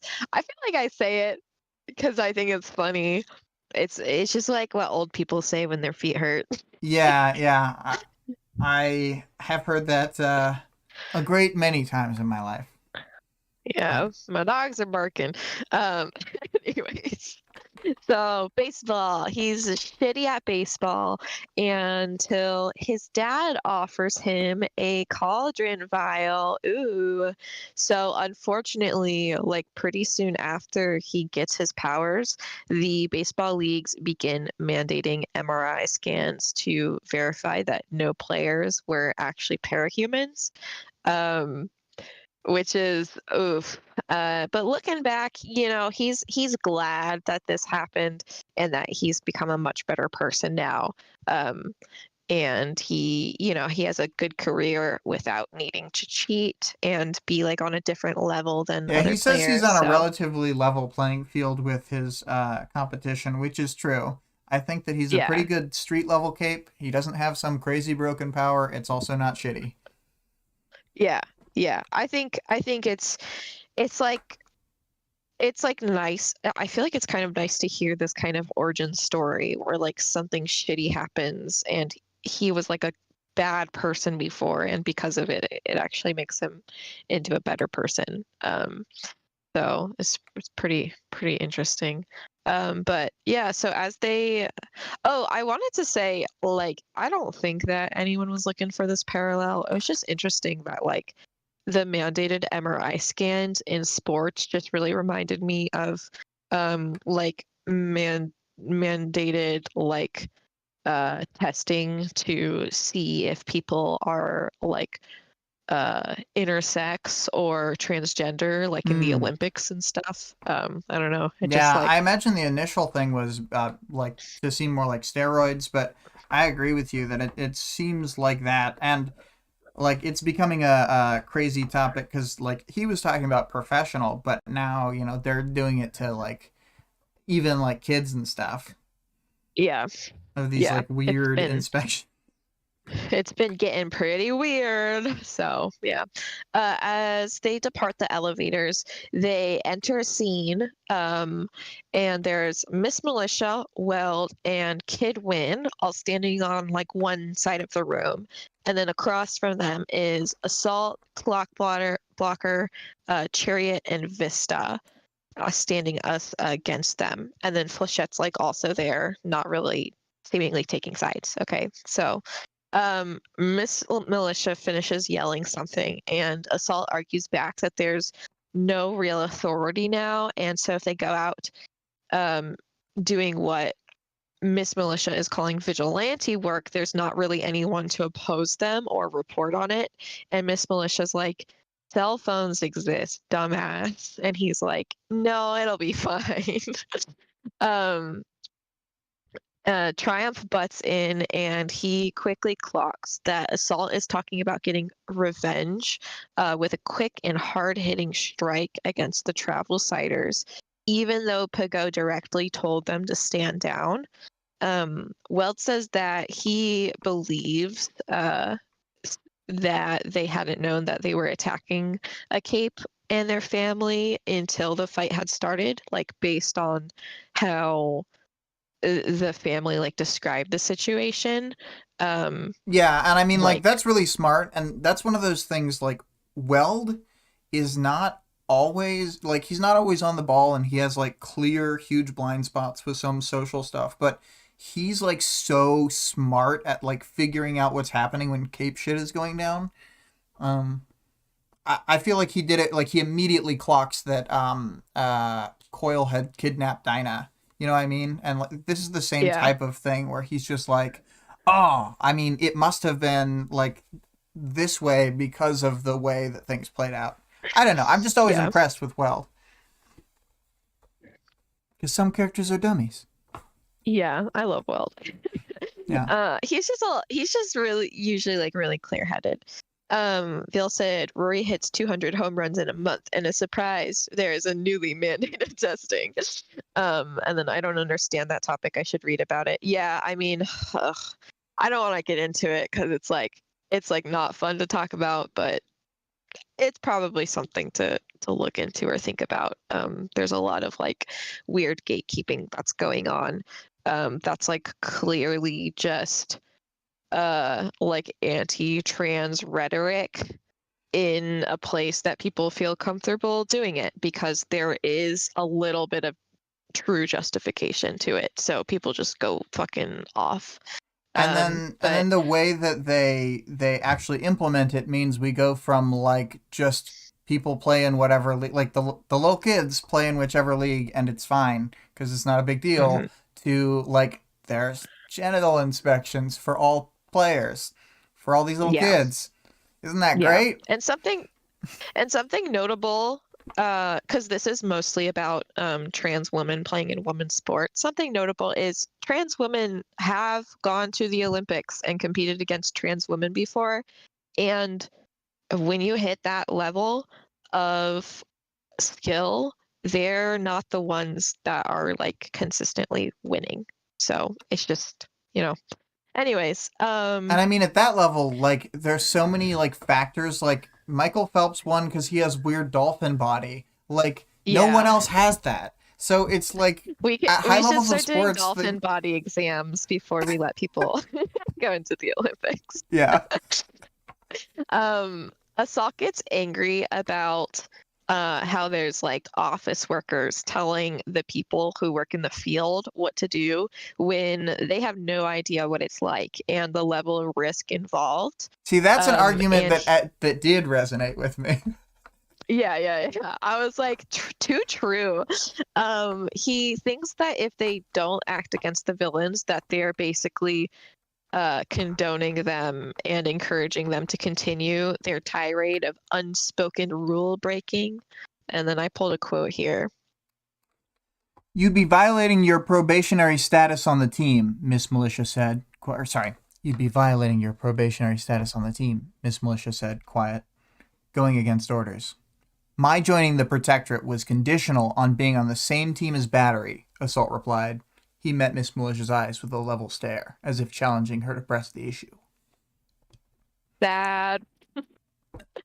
Triumph assesses the crowd and finds that the stances taken by Kid Win and Vista are like surprising to him, where everybody else's kind of makes sense.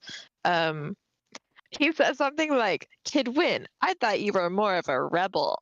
It's like, shut the fuck up, Triumph. Well, okay, so, but think of it this way, like, when Kid Win... I get it. Yeah, he had, like, pulled the gun in that classroom thing, Yeah, like, Kid Win is somebody who doesn't give a shit about, like... the rules before. Standards and stuff. And he has to be like that, basically, for his power to be effective.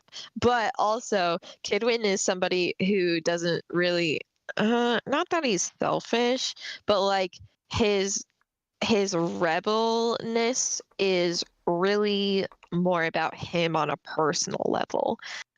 So if it's like going to make his life more difficult or whatever, then he's not really gonna do it. And he'll talk about it later, but like his perspective on the current situation as kind of just like he doesn't care about all the bad stuff happening, and this just gives him like it's putting him in this weird mind state where he's able to tinker better, and that's kind of all he cares about. Yeah, that's It's kind of fucking his. crazy now that I think about it. Yeah. Yeah. He's a little bit selfish. It's fine, whatever. Vale said she said it quietly, like Dumbledore asking Harry if he put his name in the Goblet of Fire. Accurate. Yeah, I was doing the movie version at first, and then I changed it up. I did the book version after. Oh my god. I fucking love that scene. Harry, did you put your name in the the Goblet of Fire? Greg said, I thought you weren't such a square. So Miss Militia tells them that she understands where they're coming from, but she thinks it'll just cause a lose-lose situation at best, if they move forward. And Assault says that she's just overcomplicating things. All he's wanting to do is take one hit against one of their territories, maybe Hellhounds or Skitters. Triumph takes his stance and it's so joins sad for Miss them that they Malicious. don't even have like a good person to say like maybe Skitter. Are you guys crazy? Maybe Rachel. Are you guys fucking crazy? Yeah, yeah. And Miss Militia's like, they have a clear advantage in craziness, is essentially what she's saying. She says tactical knowledge, but that's not even true. They're just like way more down to just almost choke people to death with bugs, okay? Yeah. So Triumph takes his stance and joins Miss Militia's side. If they go against orders, they lose the protectorate, and the organization is critical to their success in the long run. And I kind of agree with this. I think that like getting kicked out of the protectorate right now is probably not the best plan. Greg says, yeah, the assessment that Sundancer or Ballistic would cause problems, but Bitcher Skinner wouldn't seem crazy to me. Yeah.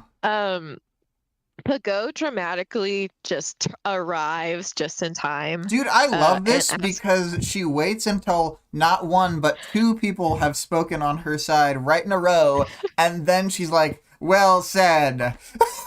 well said, Triumph. And then she asks Assault to hear her out. She steps out of the stairwell to introduce two never before seen capes. The pair is a man and a woman, and they're completely covered in power armor. But the woman removes her helmet, and Triumph finds her to be perfectly average in every way. She's so normal. Each one more normal than the last. Triumph is kind of a Taylor creep, like the way that he talks about Prism at the beginning, where he's like, she's got a body that you work for. Like, ew. So then Taylor says that same Dragon exact shit about Brian at the start. She's like, I know, it's like she's like, I'm so grossed Taylor out by coded. some people, but like Brian's so fucking hot. Yeah, it's so weird. So like obviously like Dragon takes off her mask and Triumph can't find anything to leer at, so he's like, this is so eerie. And Dragon explains that they are here to gather resources and info, and that they know the general behavior of the Nine. So right now they're probably ramping up in small towns and doing some recruiting. Defiant speaks up for the first time that they're going to go after them, and his voice alters. His helmet alters his voice slightly. And he says that they're going to pursue them 24/7, 365. And this time it's gonna work because the two of them literally never need to stop. Let's see. He says that he has downtime for like a few minutes in the day, but like, yeah, he could just be in the ship for those 12 minutes or whatever. How many minutes? Yeah, it seems like he could just be whatever. So while Dragon and Defiant are talking, Triumph is like losing his goddamn mind because Defiant is just clearly Arms Master in a different outfit. Even the out-of-town heroes, they must see it. I know. It's like And very he's like, okay. It's so series of unfortunate events where it's like, can't you oh all my God, tell that true. this is Count Olaf? And they're just like, that's a very serious accusation, Triumph. If you're thinking about bringing anything up, you know, about the this way new that person that Triumph we've is never like, met before. the way that Triumph is freaking out is literally so funny. But if we don't remember, Armsmaster had escaped incarceration and has been AWOL MIA, missing in action for a while. But like nobody's saying anything about the fact that this is like just very obviously Armsmaster, and they're not trying very hard to hide it. I pulled a quote here. Yes. So, this is this one, right? Yep. All right. Defiant tapped his chest. With Dragon's help, I've replaced my internal organs and parts of my brain with artificial equivalents. My current downtime is a rough 15 minutes a day. That includes waste, sleep, and eating. In the next 2 weeks, I intend to reduce it to a mere 12 minutes. And see, it's funny because I had gotten distracted. I was reading that same paragraph exactly in the chapter. They're side by side on my page. Funny. Vale said, the whole no downtime thing is a lie. They have sexy robot games that they play that take way more than 12 minutes. Oh my God, it's too true. We have to play 10 by 10. This is spoilers. The team has a robot reaction. A reaction to the 12-minute claim, and Triumph is also horrified, and he's like, he made himself into a monster, which we'll talk about it, but I think this is a little dramatic, personally. Vista also seems to think it's a big deal. Yeah. I think they have like weird, not unthinkable associations between this and either Mannequin or Mannequin's Test. But yeah, I get it. Either way, I think that it's pretty fresh on the mind for some of these children. Yeah. little ones. Miss Militia mentions that there will still be the psychological strain of working so consistently, and Defiant's like, that's not going to be an issue for me, which psychological is true strain on a robot. Crazy. Pigot says, but wait, there's more, and directs everybody to check out some sweet-ass dragon mechs. And Dragon demonstrates that thanks to Defiant's help, she can now deploy them all at once remotely. They're happy to leave the 7 suits they're not using right now in Brockton Bay to help out the team. So this is like basically the offer to Assault from Pigot. How long do you think it is till they Voltron into one big Zord? Oh my God. And Miss Militia begins to send off Dragon and Defiant with the best of luck. And Triumph's like, nobody's gonna say it. So everybody looks at him and he's like, well, I can't take it back now. I fucking love when he says it. Like, again, another like banger performance in the audiobook, in my opinion, is when he says nobody's gonna say it. And I have a quote here. Okay, so the quote is, if you have a valid concern about Defiant, Director Pigot spoke, I think it would benefit us all to hear it. I love Pigot. She's such a savage. But before he can speak, Pigot's like, let me assure you, if you were to allege something they would arrest him, and then they would pull him off the task force, and then if it was needed, they would send him to the birdcage, and then they'd have to rethink Dragon's attack against the 9, and then Dragon would probably have to take her mechs back instead of leaving them in Brockton Bay. And Triumph's like, okay, I get it. And Pigot's like, go ahead, Triumph. It's so good. Dude, I love Pigot too. I just love her. Triumph looks around at the team and everybody's avoiding eye contact except for Pigot, and she's like staring him down. And then I have a quote here. Yeah. Just wanted to say that that that the guy's got cojones. Triumph said with no emotion or inflection. Like, so crazy that oh my God. What a thing to say, Triumph, with no emotion or inflection.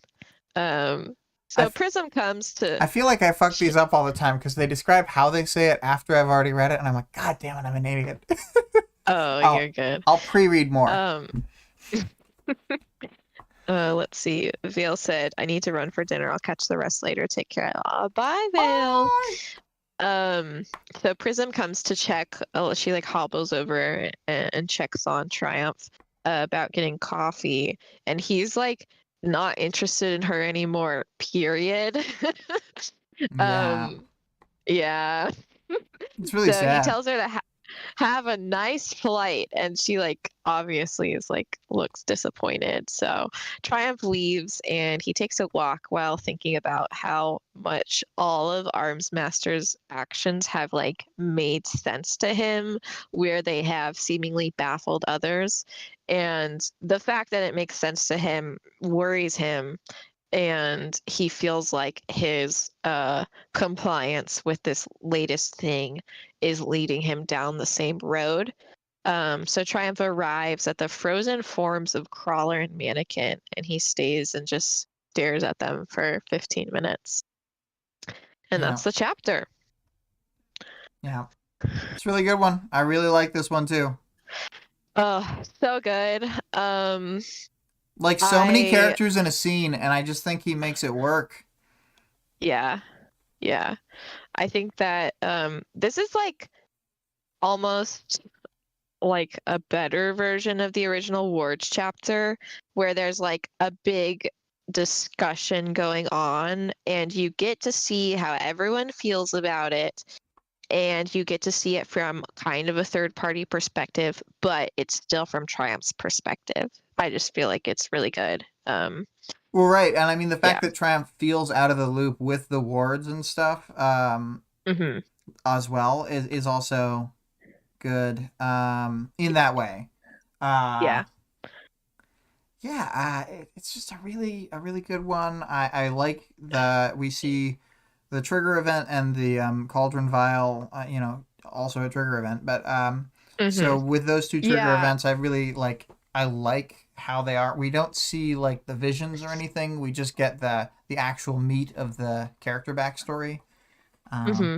Yeah, and it's cool to see Triumph has like a he doesn't state explicitly, but it seems to me like he did think that he like does view the whole situation with the being a failed athlete as his trigger, and that's like part of why he like is drawn to Prism, because he's like, oh, we've got like similar backgrounds and like mhm. why we're doing this essentially, I think and it is kind especially of for true. him that like viewing the Cauldron Vial as like a traditional trigger is like not Hmm. far off. Like he didn't have a Yeah. Corona Polentia, but like I very easily imagine he just has the same story natural triggers, like in a setting where Hmm. Cauldron doesn't exist, and then they still do the power testing and then still has like the same view of himself of like I'm glad this happened to me and what because he could still like see himself as spoiled given how he would have like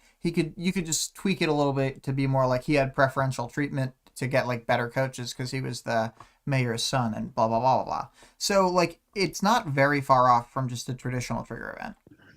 Yeah, and it makes me think, like it's not true for everyone, but like for less privileged people, they kind of are viewed more less privileged, as in less privileged than somebody insane like Coil, I guess, or like Shatterbird or whatever, where like something same thing with Battery. Something happened in her life that pushed her to a point where she's like, I've got to do something crazy. Yeah. Um, yeah, it is more like a like hers and Triumphs were more like traditional triggers, which is interesting. And I suppose same And it's thing with weird because the they're the same types of Protectorate. people who would get seeded powers anyway. You know what I mean? Yeah. And then like some similar with Alexandria, like she was at like an emotional breaking point when she was pushed to get her powers. And I wonder if it's like Contessa was there with her with the doctor. Was she like, let's wait 10 minutes to walk into that room? Right. Because No, if no, we that's I wait think those that 10 kind of minutes, thing did happen. I think they walked in at just the right moment.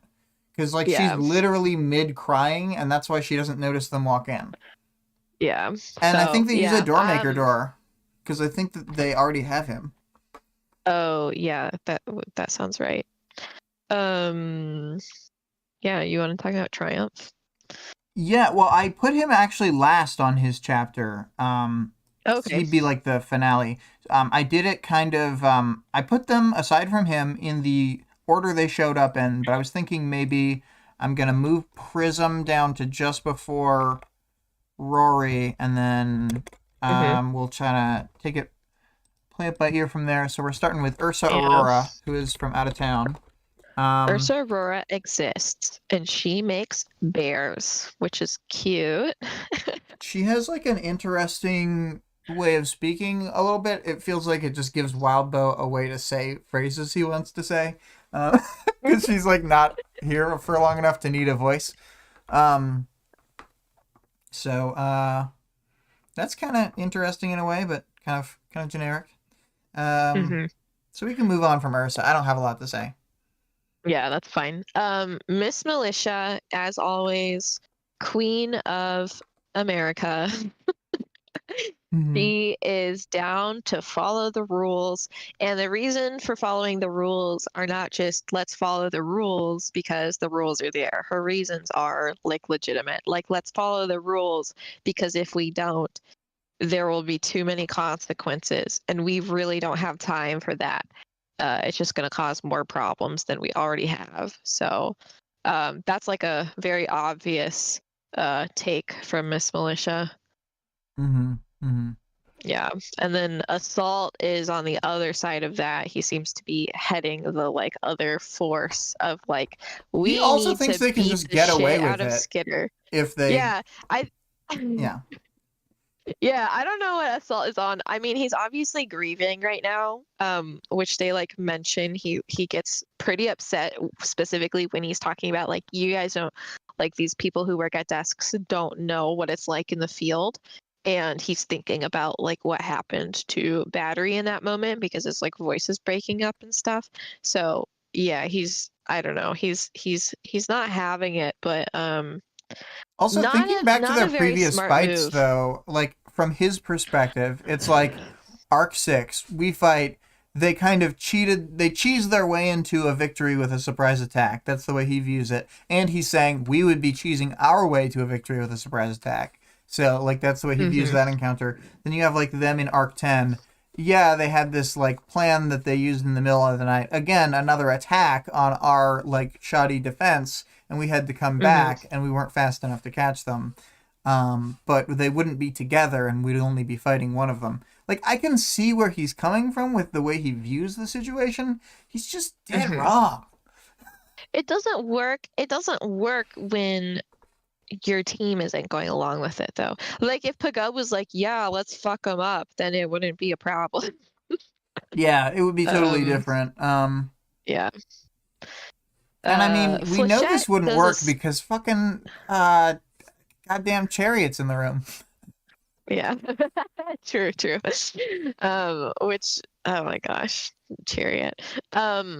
Yeah, Flechette's there, and she's like, she doesn't say anything actually. And Rory very I don't think I even called him Rory in the chapter, but you know, um, he's like, I wonder if something's going on with Flechette, which is an accurate take because Flechette is like, oh, my girlfriend's leaving me.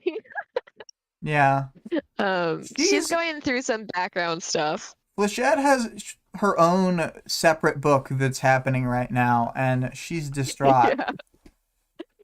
She like couldn't give two shits. Like I know it's like relevant because which is probably why she's not taking sides because her side would normally be on Miss Militia's side, but she also is like maybe if we attack the Undersiders right now, it'll save Parian. I feel Well, I like is think what it's she's going okay. through. Probably a third thing is she thinks maybe if we attack the Undersiders, Parian will already be on their side or something. Yeah. Yeah. So it's like it's way too complicated for her. She's going through it for real. Yeah. Um, Vista just like lists vi- off all the people who have been killed, and then they're yeah. like, "Don't forget Shadowstalker." And Clockblocker's like, fuck Shadowstalker. I don't Triumph. remember if it was him who said that. But they're Um. just like, Yeah. But I mean, as far as that goes, I think Triumph has a very like measured response.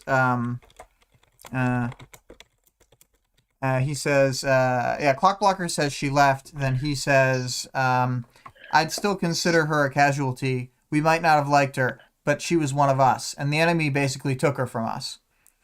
yeah, which is true.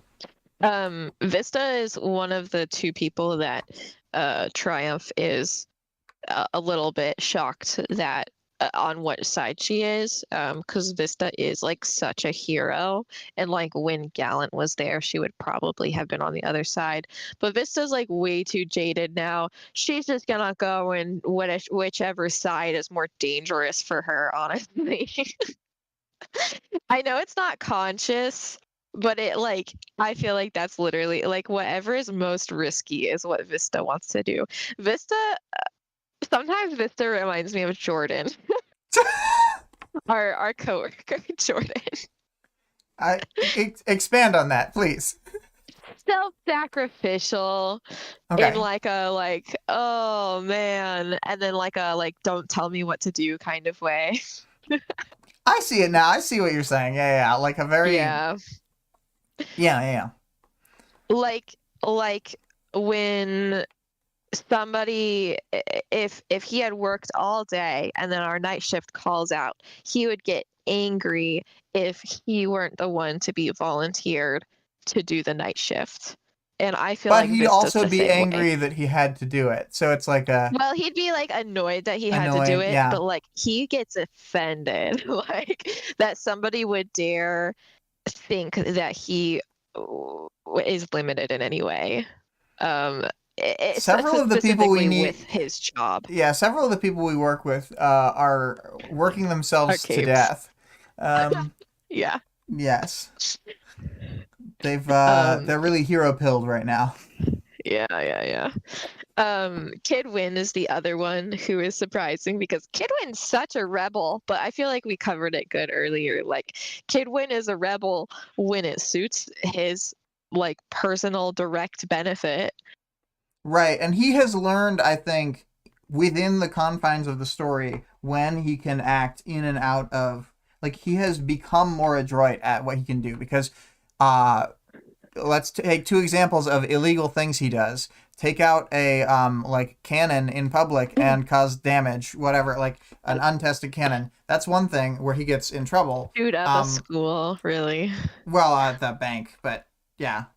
Um, but he does that. Oh yeah, do you mean like a theoretical bad thing? So anyway. Oh no, I just mean when he went to the school and he like pulls a gun when the kids are Oh, that misbehaving. as well. Yeah, but what I was gonna bring up Because that's the also super illegal.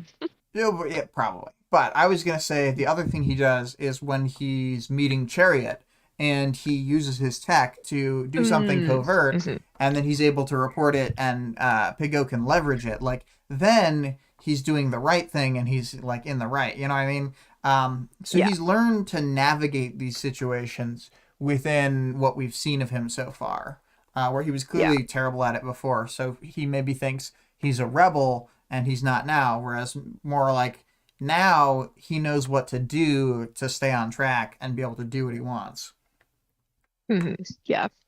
Clockblocker is on Assault Sky side because he hates Skitter specifically. We talked about it in Arc And 3, but it's pretty unforgivable when she put bugs down his nose. no, I know, I get it, dude. I'm on Clockblocker side here. He's like he's very cynical in how he's just very cynical in general, and so the way he's viewing the situation is that he doesn't believe that they didn't know that he was Triumph. And part of it is like, oh, it would just be so unbelievable. Like, how would she have figured that out while she was there? But also like But they, I hope Weld got through to him a bit because like Flechette and yeah, Clockblocker seem to think that like, oh well, Tattletale knows literally everything in the universe, and she told yeah, him her just exactly the right thing to say at the right moment. yeah. Everyone thinks that Tattletale is Contessa. Yeah. Um, so yeah, Clockblocker is just more cynical on the situation and probably has like a totally different view, like a warped view of what the whole situation was. So that's why he's on that side. Hmm. Weld is perfect and we love him. Weld's your boyfriend, right? Yeah, Weld's everyone's boyfriend. Yeah, Weld's our boyfriend. Weld is Vale's Weld's our boyfriend. boyfriend. Weld's Greg's Uh, boyfriend. yeah, he's just boyfriend material, except when he's not, but we're not going to talk about that. He is like, I believe that this was just all a big misunderstanding, which is very charitable of him. Weld is the one, like the main one who like he just has a completely different view on villains than I feel like almost all of the Protectorate does. Like even Assault, you know what I mean? Like Assault's like, no, we have to stop them. We have to serve justice, which is like how Battery used to be. So I guess he's like carrying on her legacy on in some way, you know. Even though Maybe it's that's like part of kind of it's like the a we exact same it's thing that he was yeah, not the same thing that he was doing, but like that is what she felt about him, that he was he was also disrupting justice. he was enabling other criminals to do birdcage level, like to escape after birdcage level offenses. Yeah, So, and like whatever they the were doing, like honestly must have been around the same level or worse than the Undersiders. yeah, it's pretty bad. Like the people that he breaks out that one time, and then he's like, "Oh no, don't torture, kill this poor hot lady Battery or whatever," and they're like, "Okay." But it's also um, like even the way he's talking about her then is like pretty gross because he's clearly an adult man and she's still like a minor. He's like, I am grooming yeah, this minor. yeah, very strange. Oh, assault. Uh, Anything to It's say in the about name. Chariot? He's there. Chariot is there, and they're like, "Oh yeah, Chariot's also here and is a spy." Well, Greg, I see what you're saying. Birdcage level offenses like telling your ex to go fuck himself. But I feel like the two people that he was letting out wanted to R word and K word Battery. So Listen. Canary is an exception, okay? there are some people in the birdcage who shouldn't be there, but also there's a lot of people in the birdcage who definitely should be there. Yeah, Who were we on? We were on Chariot. Chariot. He's just standing by.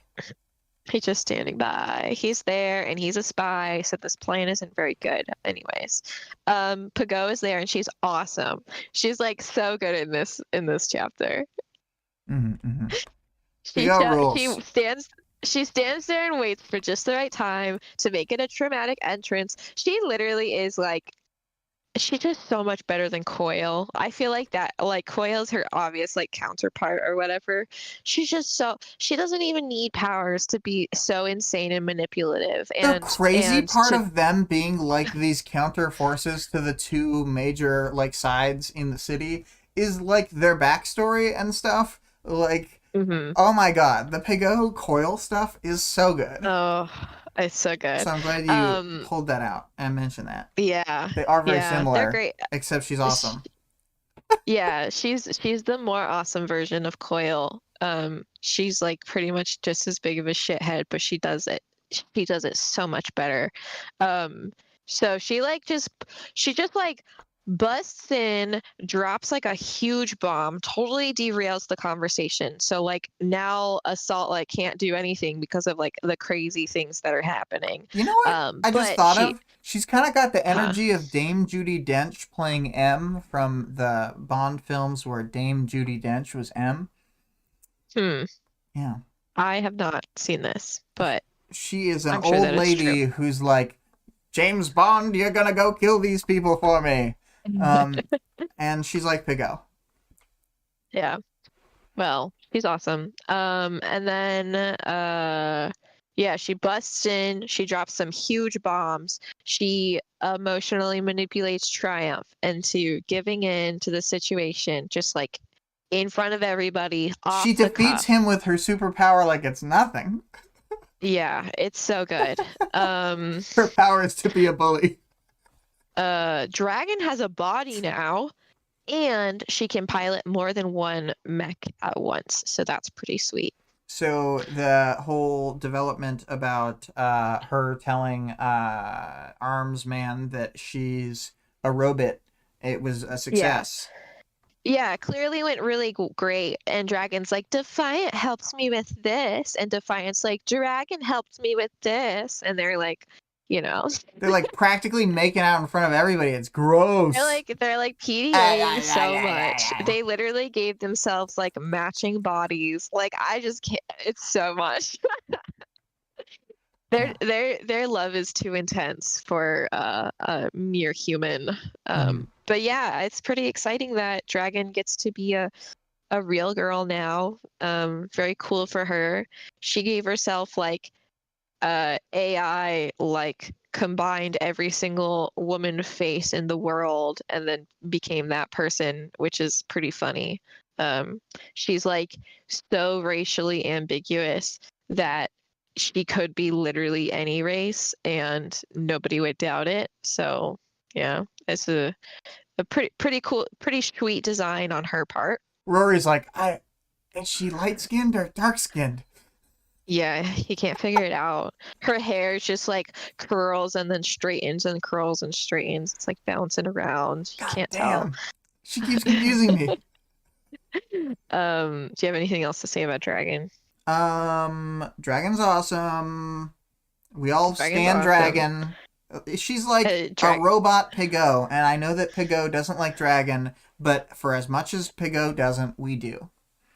We do. We love her. Defiant is there, and he is just Arms Master in a different outfit. But we'll He call him did not. Defiant now. He's like Yeah, yeah, yeah. Defiant is We'll call him like Defiant now. if Arms Master. He's like the Arms Master that Vic wants to date instead of the Arms Master that Vic hates. Yeah, that I want to torture kill. Yeah. You flipped I it love from Defiant. spades to hearts. Oh my god. It just goes to show how some people how much some people can thrive in like a relationship that works perfectly for them. Mm. Pretty cool. Um, because he's not a shit anymore. He's just like I don't know. I mean, there like everyone in the chapter is like mortified at what has happened to him, but I'm just like pretty cool. Yeah, yeah. He He took really out all seems his to have organs. a life's purpose now. He took out all his organs and brain and shit so that he doesn't have to sleep anymore, so that he can spend more time with Dragon. Look, they all think that it's crazy because they just don't understand that they're both trending toward the middle. They're both becoming they're both becoming cyborg instead of it being AI and human. So Yeah, yeah, they have switched to the middle, and they're just like, I yeah. can't believe that the Arms Master became cyborg, and it's like this is all very logical. It's pretty clear to like what's happening.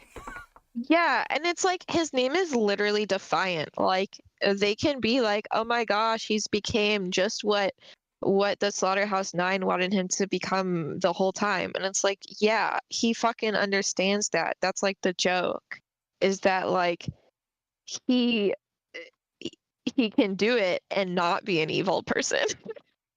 Yeah, Also, Yeah. he's like a good example of being a Darth Vader in Robosuit does not actually mean you're a bad person, because a lot of media, like Star Wars, has and often because of Star Wars, has a weird relationship between like prosthetics and humanity or whatever.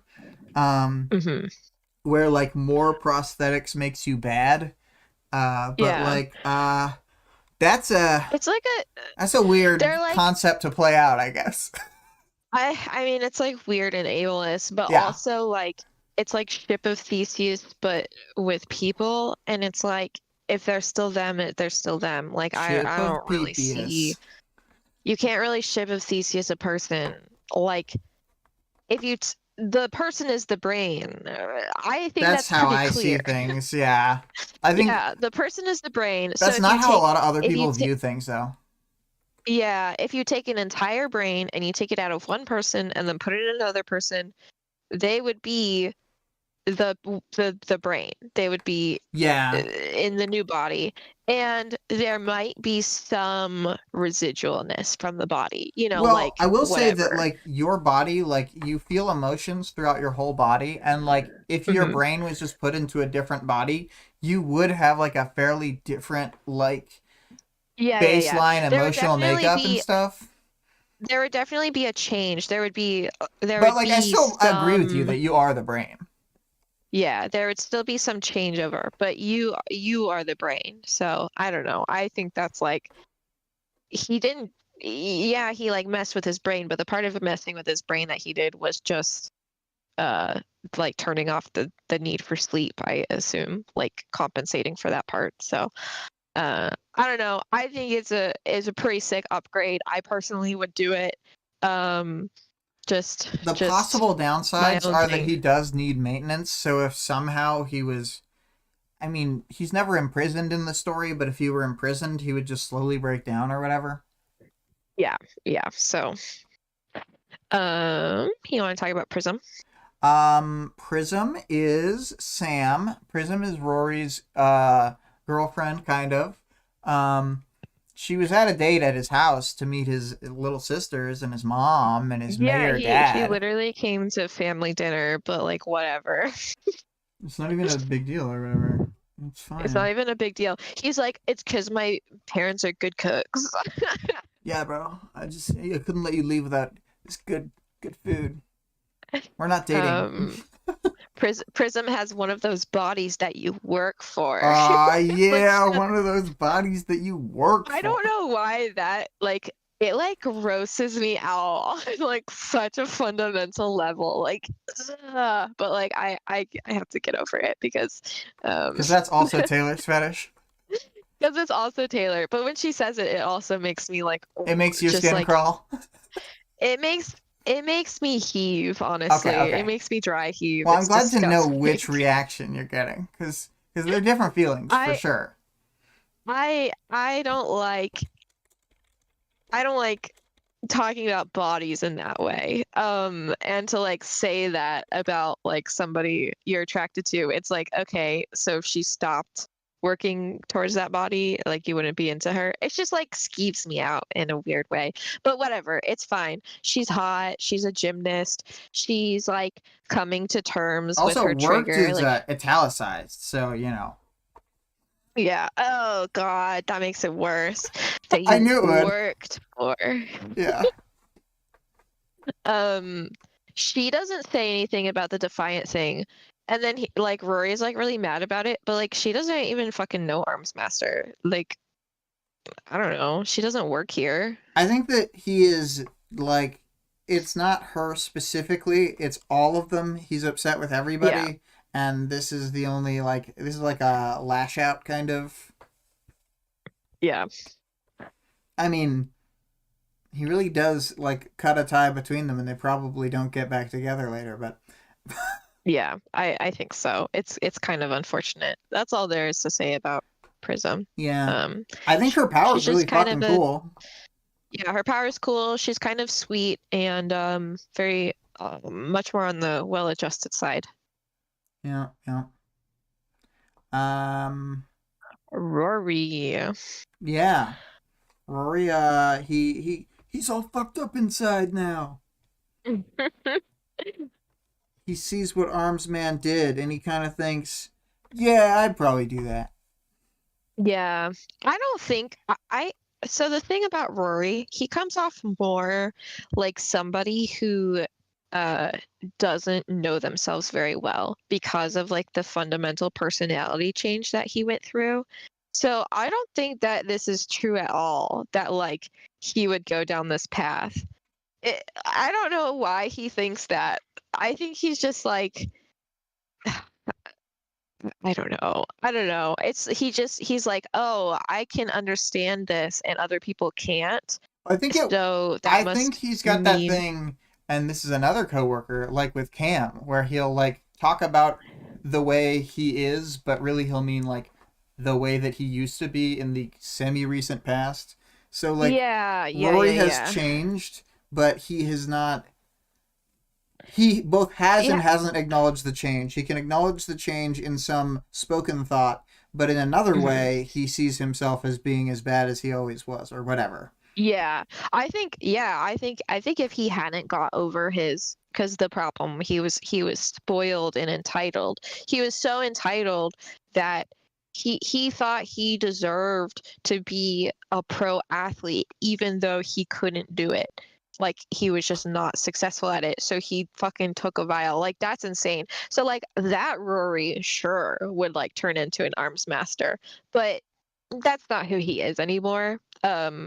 I really think He he just had needs to kind of like a story arc as though he were his own protagonist from the time he was in the yeah. wards to now. Yeah, for sure. I think yeah, he's just a different person now, so I don't think he needs to worry so much um about what might become of him. And I also think that is he's like, oh well, I understand arms master and other people don't, so that must mean that I'm more like him. But he seems to have a really good grasp of everybody. Like he's just kind of a people person. He's just somebody who like naturally, like he walked into a room, scanned the room, picked out exactly what was going on, picked out exactly how everybody felt. Yeah, I was gonna say even if he was surprised about how it like split, like what the split was, once they explained Mhm. themselves, he understood, and he understood what side they were on before they like said anything. Yeah, I think he just has like really high like social intelligence. And so I think honestly that's the thing. Like he's like, well, when I think about all of these things that contributed to Arms Master's actions, like it makes sense why he did what he did. And just because something makes sense doesn't mean that you would do it. It doesn't even mean that you agree with it or that it was the right thing. It just makes sense. Like, I don't know. I think that he's stressing when he really doesn't need to stress, and But he did it's just have a it's near death experience. I know, but he's like, I'm just as terrible. But he hasn't, he literally didn't do anything wrong in like the only bad thing he did was say that Prism has a body that somebody works for. Yeah, yeah. Yeah. And it's fine because I think he only said that because he was thinking in like an athletic sense. Like he also is like that. And that's why he like found her to be like that's why he was attracted to her or whatever, is like, oh, you're also interested in like having a highly tuned body or whatever. Also, like, Um, post the first few arcs, like, maybe even now, but definitely later, like, Taylor's whole thing, too, is she has, like, this super, like, toned body because she's always working out when she's not fighting and stuff. mhm. She's just, like, Naruto training constantly. Um, yeah, these people, like, I mean, the two of them, I think, are into other people and want to be in that same like way. Like Mhm. that's something they see as like what they have in common. And I know what you're saying, but I think that from their perspective, like if Prism or Gru didn't like have that as part of what they like their core personality anymore, then they would have, Mhm. in their eyes, grown apart anyway. Yeah. Yeah. So, um, yeah, it's just they're some crazy characters. Yeah. Got Well, any that's all more I to have to say? say about That's all you Rory. got. Okay. Oh, Uh-huh. actually, one more thing I was going to say about Rory. His name is Rory Christner. Do you know what his dad's name is? I'm sure they say it at the mayoral debate. It's Um, Roy Christner. Roy Um, Christner and Rory just Christner. Oh just my another God. example of Wildbow not knowing how to name people. No, He's that's him fucking with me. I hate that. It's literally so Roy and bad. Why Rory. the fuck? Like maybe he was going for Maybe he was trying to confuse a his twin little girls. He knew that later down the line he would have twin girls, and he was like, I'm going to make it so difficult for them to say our names. why would Roy you and be named Rory. Roy and named your kid Rory? Like that is so annoying. They're both Anyways, perfectly suitable names, but they shouldn't be right next to each other. I was on the wiki and I was like, oh, I need to see how to spell like Rory's full name or whatever. So I'm like looking and it's like Roy Christner and I was like, what? Like I swear it was Rory. Like did they typo this? And then I look and it's like father. Like what the fuck? Why would you do that? That's so It's psychotic. awesome. It's like oh my God. I hate that. I hate that so much. I bet he gave his daughters like matching names too. But somehow it's in scheme with their two names as well.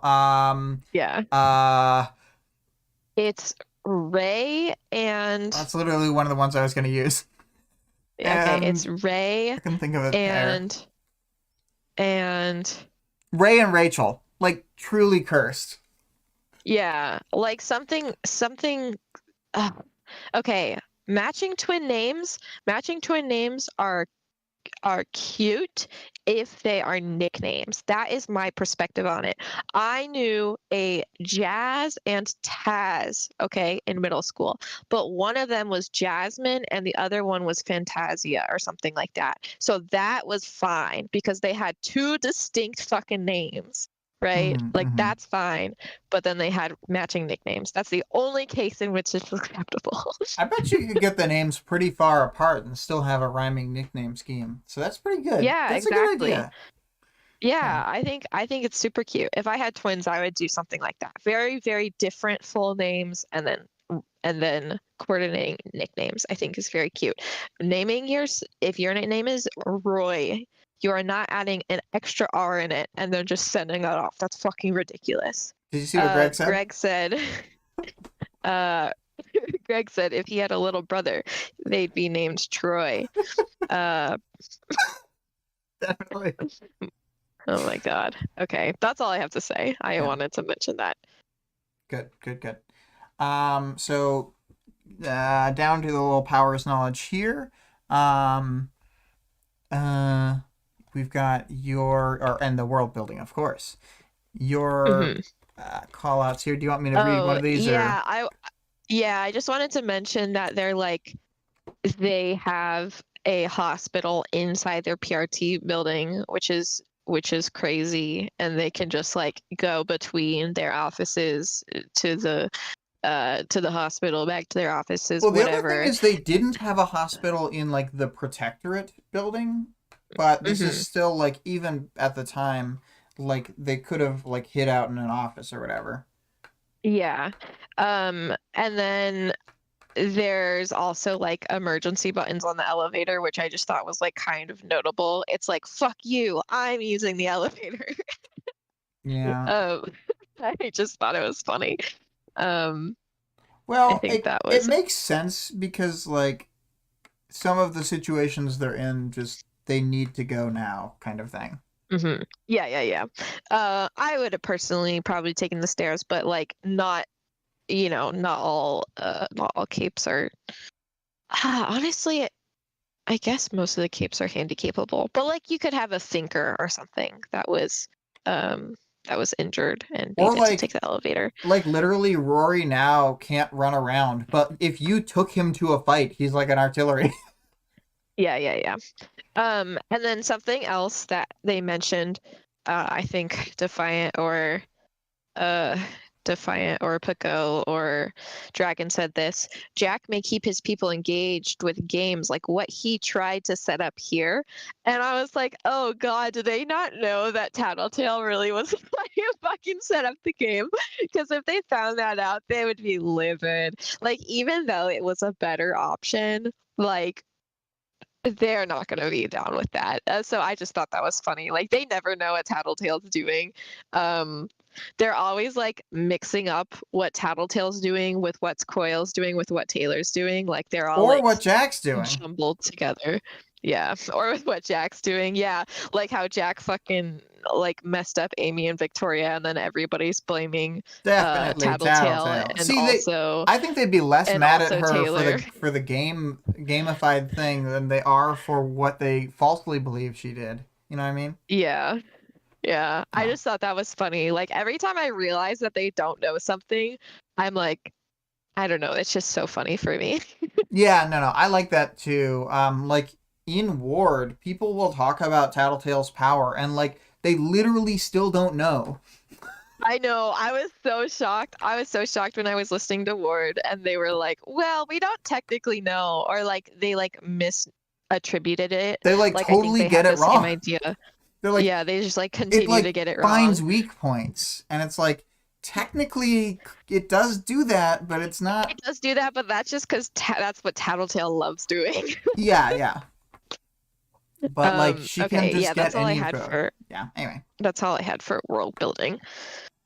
All right. Well, for the bonus, we thought of any names? Let's think. I'm gonna have to do a lot of thinking. I'll think of something this week.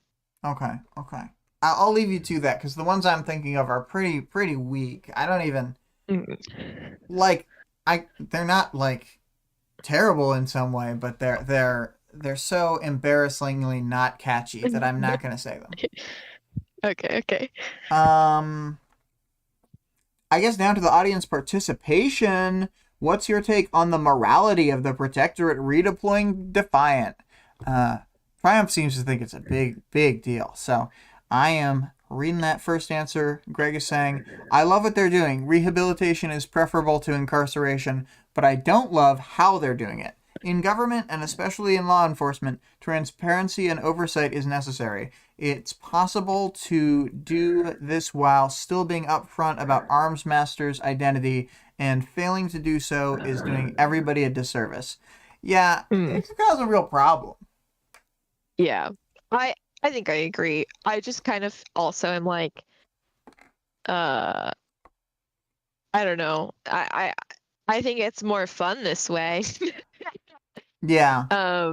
Personally, also narratively, lying, it's better that he's not arms master anymore. Like, because he has undergone a radical character shift, and we can now call him by this new name since they're monikers anyway. Honestly, though, I think that if he did a rebrand, like a public rebrand, I think it still would have been just as effective.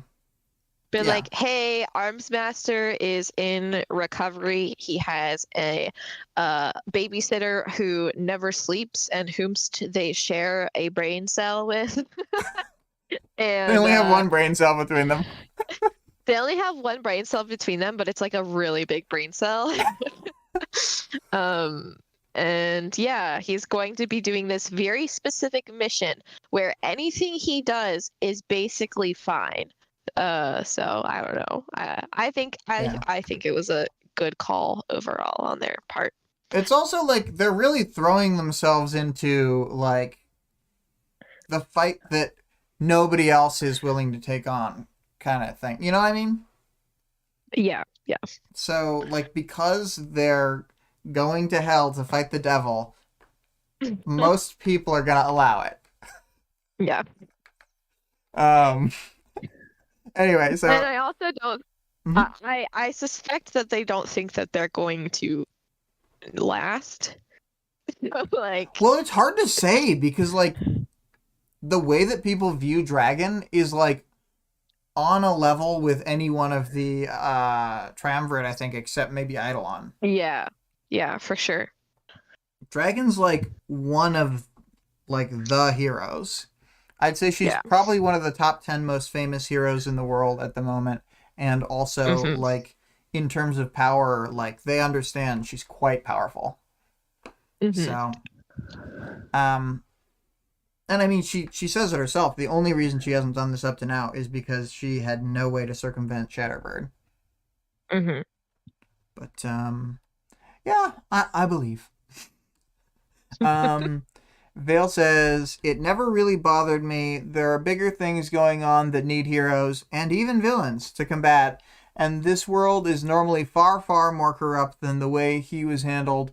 Part of it is just knowing his story. If it was Jack Slash, I'd be quite bothered. In this case, it's just a normal PRT shenanigans and don't really have any real negative consequence. I'm mostly at the spot where Vale is at, where it's like, I don't actually think that the thing he did was... We got real like, shit to worry about. We gotta be pragmatic. Yeah, I get it. Yeah. Do you have any final thoughts on this topic? Nope. Well, I am copying and pasting the question for 16.1 and 16.2. What dragon suit model would you want to fight if you had to fight one? Because, spoilies, they're gonna fight some dragon suits. Cool. Well, I am gonna start the outro music. I don't have really anything more to say. Boop. And then I'm gonna read them links. The music used in this episode, as has been and will be for a while, the song Monarch by ScarlettXOX. You can find her at twitch.tv/Scarlett_Rogue. Our Discord channel link server link can be found at the channel description of this YouTube channel and the stream description of any given stream. The author of the work being discussed can be supported on Patreon at patreon.com/Wildbow. The full text of the work is available for free online at parahumans.wordpress.com. And there is also the fan-made audiobook of the entire work at audioworm.rain-online.org. And then I think it's Worm, an unabridged production, just, if I'm remembering right, completed all of Worm. So they've just completed Arc 30, I think.